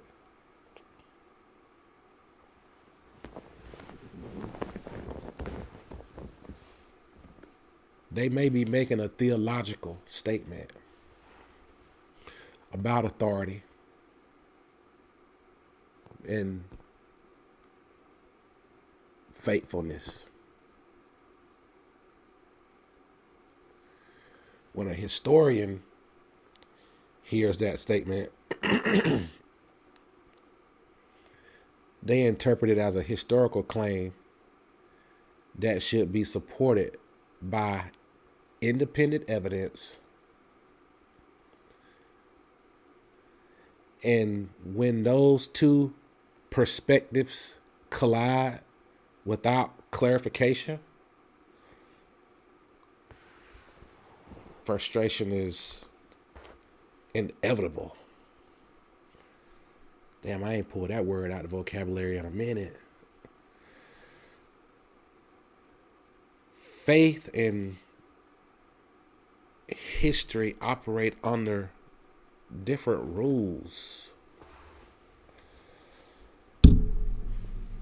Faith is allowed to trust tradition and revelation and spiritual experience. And I'm gonna be country when I say this. History ain't. History is more bound by documentation and corroboration and method. And problems begin when the standards of one domain are imposed onto the other. This is why historical discussions about the disciples often feel threatening, even when no threat is intended.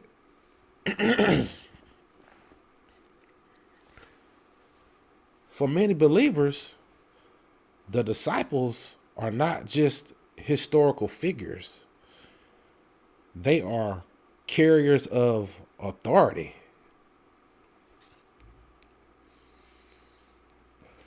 They are like links in a chain that connects modern belief to Jesus himself.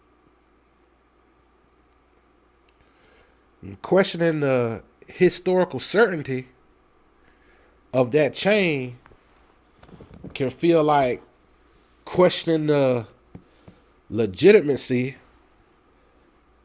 of the Christian belief as a whole. That's why y'all be in y'all feelings when y'all talk to me. I don't be meaning to piss y'all off, but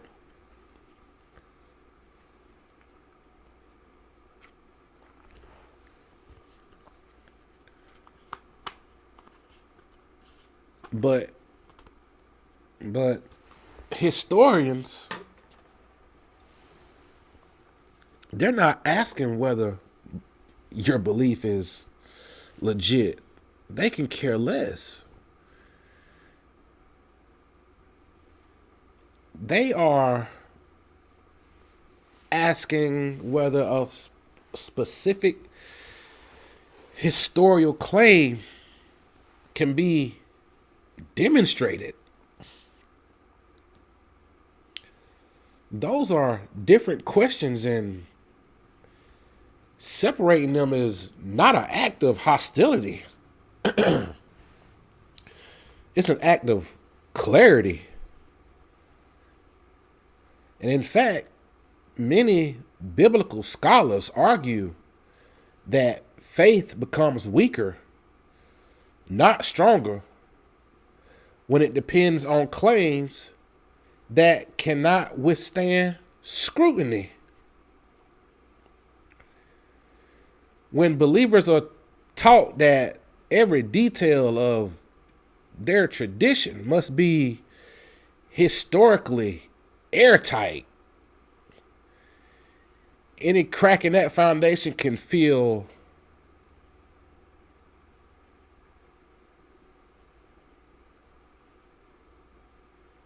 Catastrophic. Yeah, that's the word for it. Catastrophic. By contrast, when faith is honest about its historical limits, it becomes more resilient. It no longer needs to defend every tradition as a fact in order to preserve meaning. From the other side,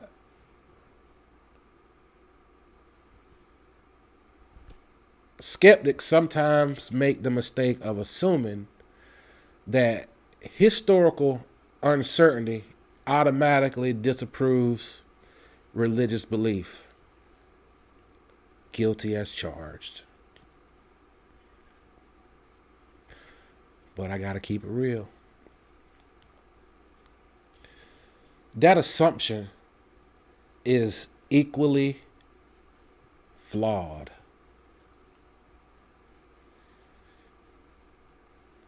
History can tell us what probably happened, but it cannot tell us what someone should believe. What gives people life, what gives people meaning, or how people ought to live their lives. See, I've learned to understand this boundary, and that it allows conversations to shift from confrontation to dialogue. But a lot of y'all don't even want to listen. Instead of arguing over whether the disciples really existed,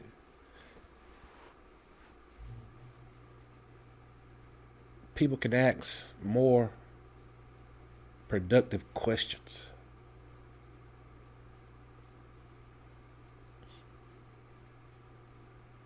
Like, why did early Christians organize their memory around 12 figures?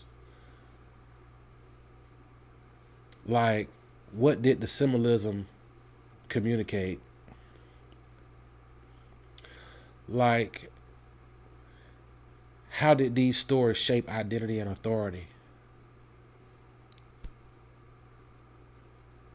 These questions are historically grounded and rich with intelligence. And they do not require dismissing belief or abandoning skepticism.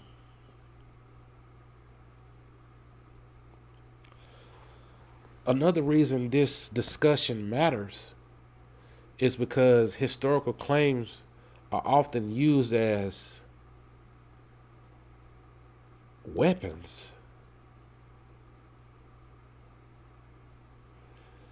Assertions about the disciples' certainty, martyrdom,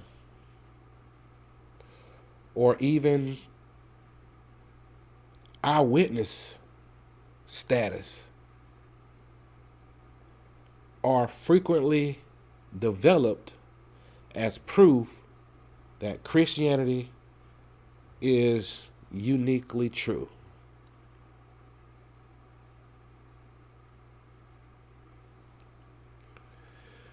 When those claims are presented without acknowledging their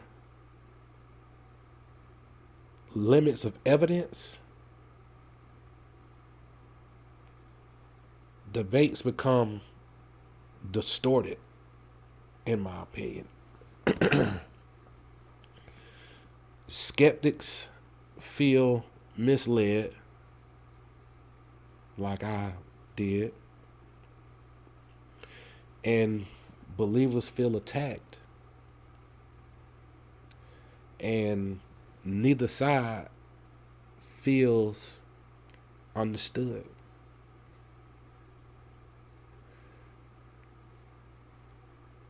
Honest history does not flatten belief. I think it contextualizes it.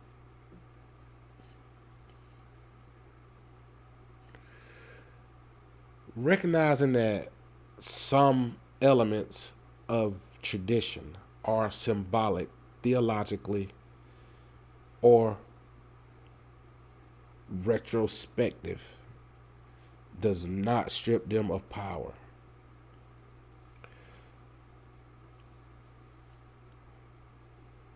It simply places them where they belong.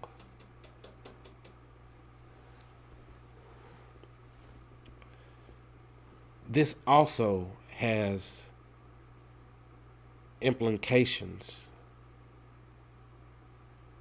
beyond Christianity. Every religious and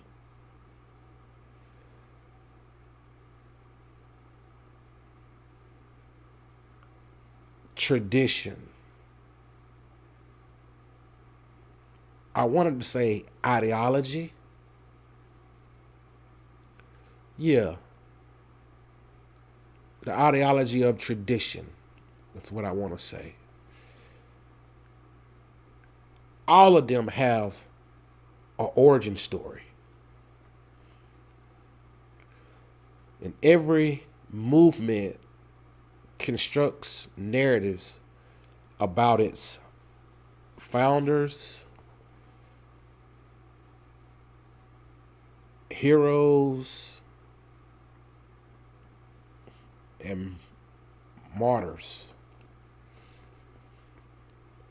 Studying how those stories develop helps us understand not just religion, but human psychology and memory and identity formation.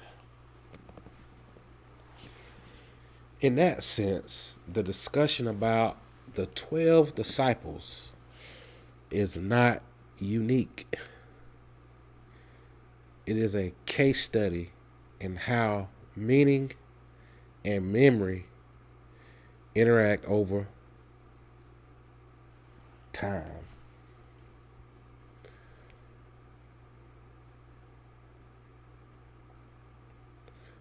So, as I approach the final segment of this episode, the goal is not to leave doubt with listeners, but with tools. Tools to distinguish belief from evidence,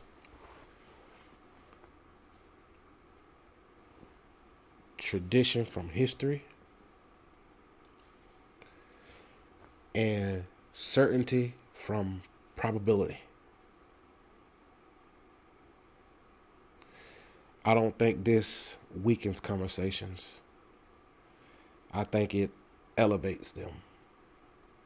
So where we can all sit and have a normal conversation. In the final segment, we'll bring everything together, summarize the historical position clearly, and offer a calm, grounded conclusion that respects both scholarship and personal conviction.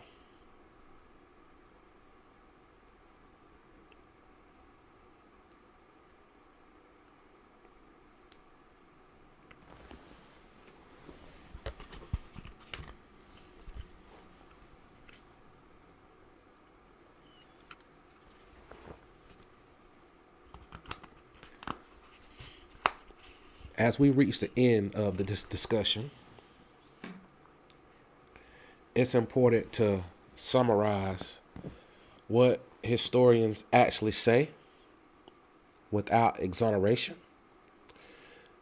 and without minimizing the limits of the evidence.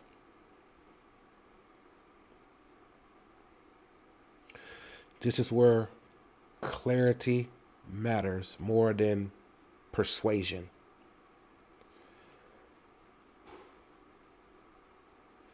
Historians agree that Jesus of Nazareth existed, that he lived in the first century, that he was executed under Roman authority. They also agree that he had followers and that those followers played a role in emergence of early Christianity. These points are supported by multiple sources and are widely accepted across the scholarly spectrum. The biblical, let me say it that way, scholarly spectrum. Historians also recognize that some followers of Jesus, more like figures such as Peter and James, appear more consistently and earlier in the historical record.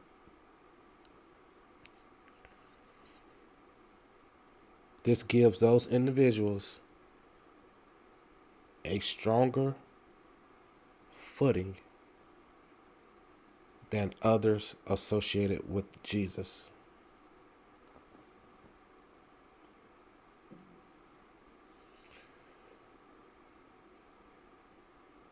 I know some of y'all gonna be like, I know he ain't just said that. I know he ain't saying that.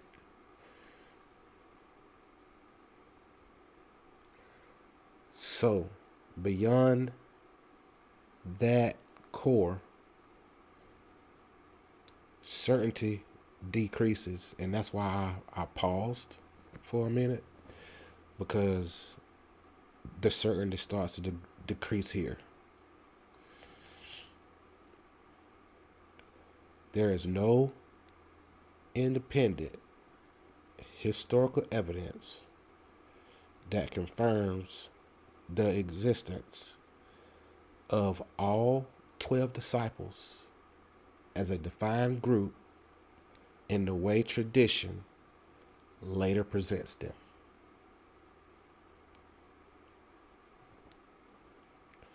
The number 12 appears deeply symbolic within Jewish tradition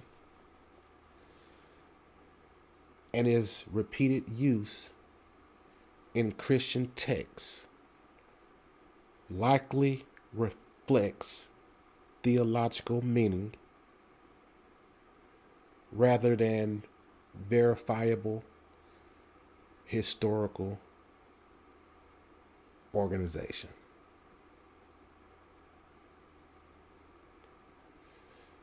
The names and list of the disciples vary across the Gospels,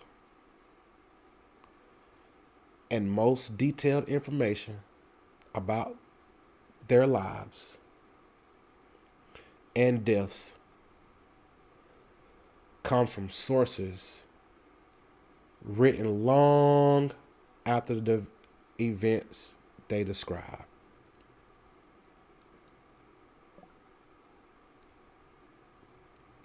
Non-Christian historians confirm the existence of Christians and their beliefs, but they do not confirm the identities, roles, or faiths of the 12 disciples.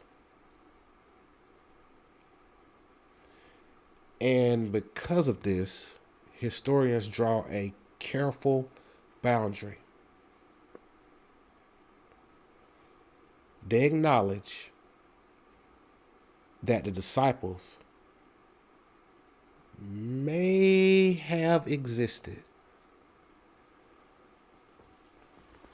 but they also acknowledge that history cannot independently verify most of the tradition claims about them.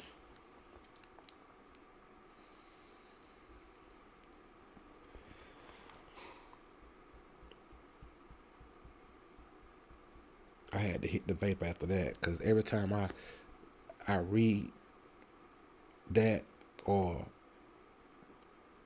recite it, or I'm telling somebody this story like I'm doing, y'all. Well, it's not even a story. When I'm giving facts like this, it just do something to me, y'all. I don't know why. Maybe it's because I was a believer for 40 years, and once I started studying this stuff, I ended up on the road that I'm on now. So reading it kind of brings me back to where I was in a dark place as a believer, because I could never get the answers to these questions until I got outside of my tradition. So it's always messed with me internally. And this conclusion often feels unsatisfying to a lot of people, especially in a culture that prefers clear answers and firm conclusions. But historical honesty requires comfort and, requires comfort with uncertainty. Not knowing is not a failure of scholarship. It is a recognition of its limits. And I think that understanding these limits do not diminish the importance of religious tradition. It simply places tradition, like I did earlier, in its proper place, context. Traditions are meaningful because they shape identity, values, and community. Not because every detail can be historically confirmed. When history and tradition are allowed to do what they each do best, they no longer compete. History explains how stories develop, and tradition explains why they matter. Seems to me the tension arises only when one is forced to perform the role of the other.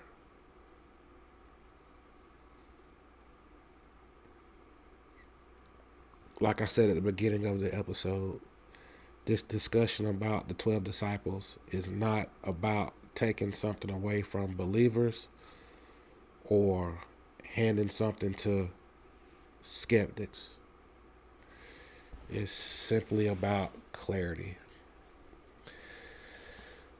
And I feel like it is about knowing which claims belong to faith and which ones belong to history.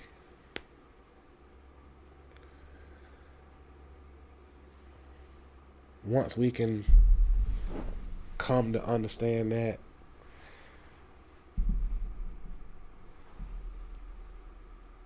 conversations change.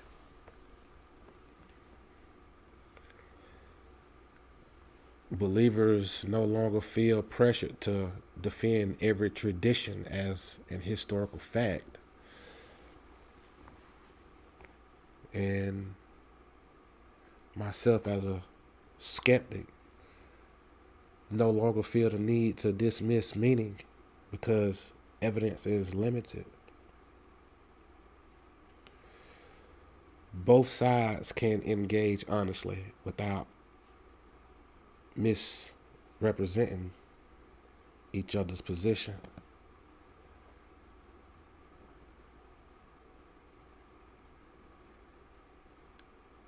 In the end, the most responsible position is also the simplest. Jesus likely had followers. Some of those followers mattered deeply to the early Christian movement.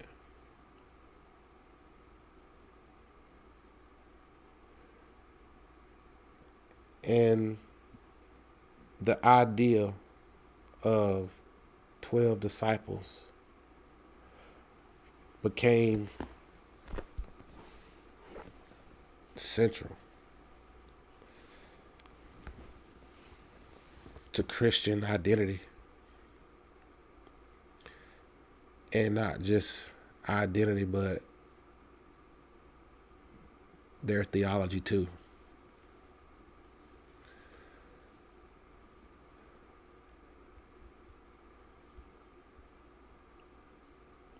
Whether that idea reflects a precise historical grouping or a symbolic construction cannot be determined without certainty.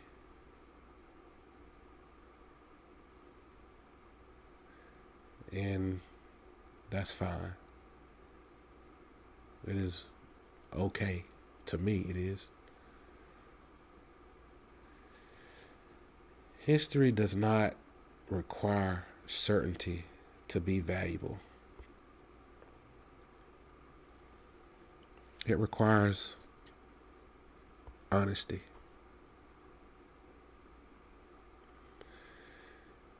And when we respect the difference between what we believe and what we can demonstrate, we create space for better conversations, deeper understanding, and intellectual integrity. That more than any conclusion is the real takeaway.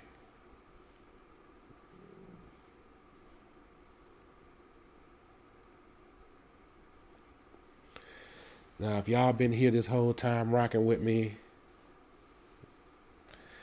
it's time for us to close it down. I know this is a long one, but I hope I got your ear, and I hope y'all still here rocking with me. Now, as we close this episode,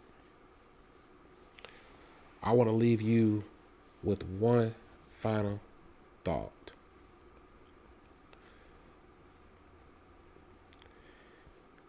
History is not designed to give us certainty. It is designed to give us perspective. When we ask historical questions about the 12 disciples, we're not asking whether faith is valid or whether belief is meaningful. We are asking a much narrower question about evidence, sources, and what can be responsibly claimed as a historical fact.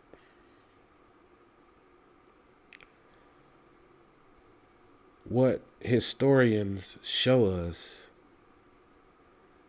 is not a demolition of belief, but a boundary. A boundary between what can be demonstrated and what is received through tradition. Understanding the boundary does not weaken the faith, and it does not strengthen skepticism by default.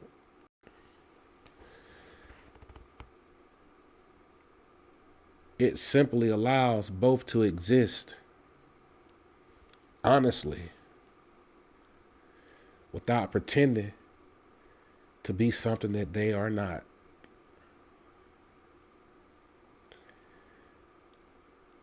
If you are a believer, you don't need history to certify your faith in order for it to matter to you. And if you're a skeptic like myself, you don't need to dismiss meaning just because certainty is unavailable.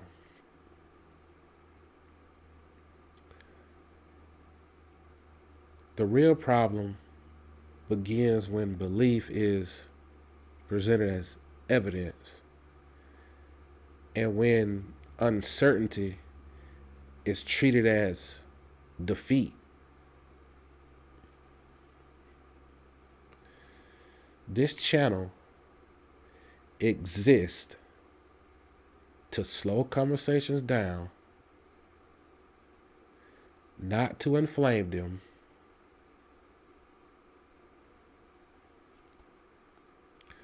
It also exists to replace slogans with sources, certainty with curiosity, and arguments with understanding. If this episode has challenged you,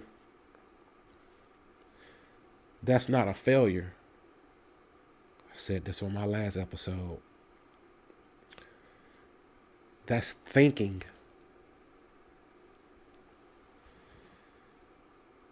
If it clarified something that you've never had explained to you this way before, there's some type of progress.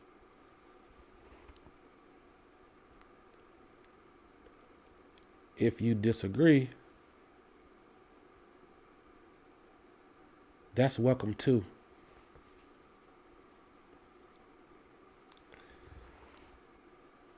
Just make sure we're disagreeing about the same question.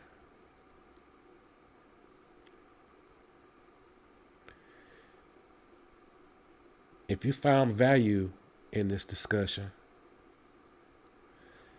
take a moment, like the video, share it with someone who enjoys thoughtful conversations. And of course, subscribe if you want more content that separates belief from evidence without disrespecting either.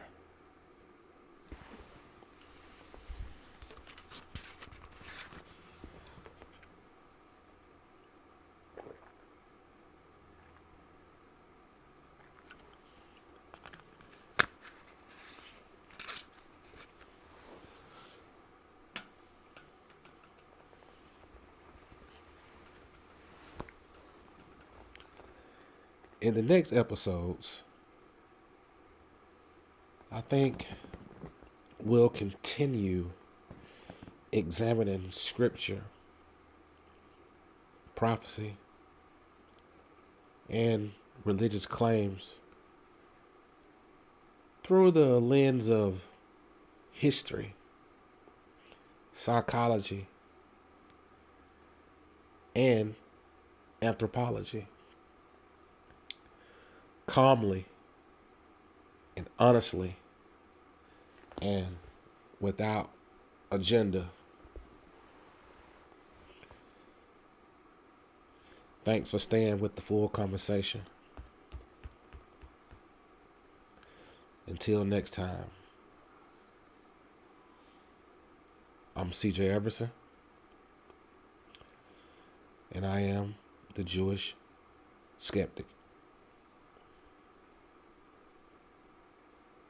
Take care.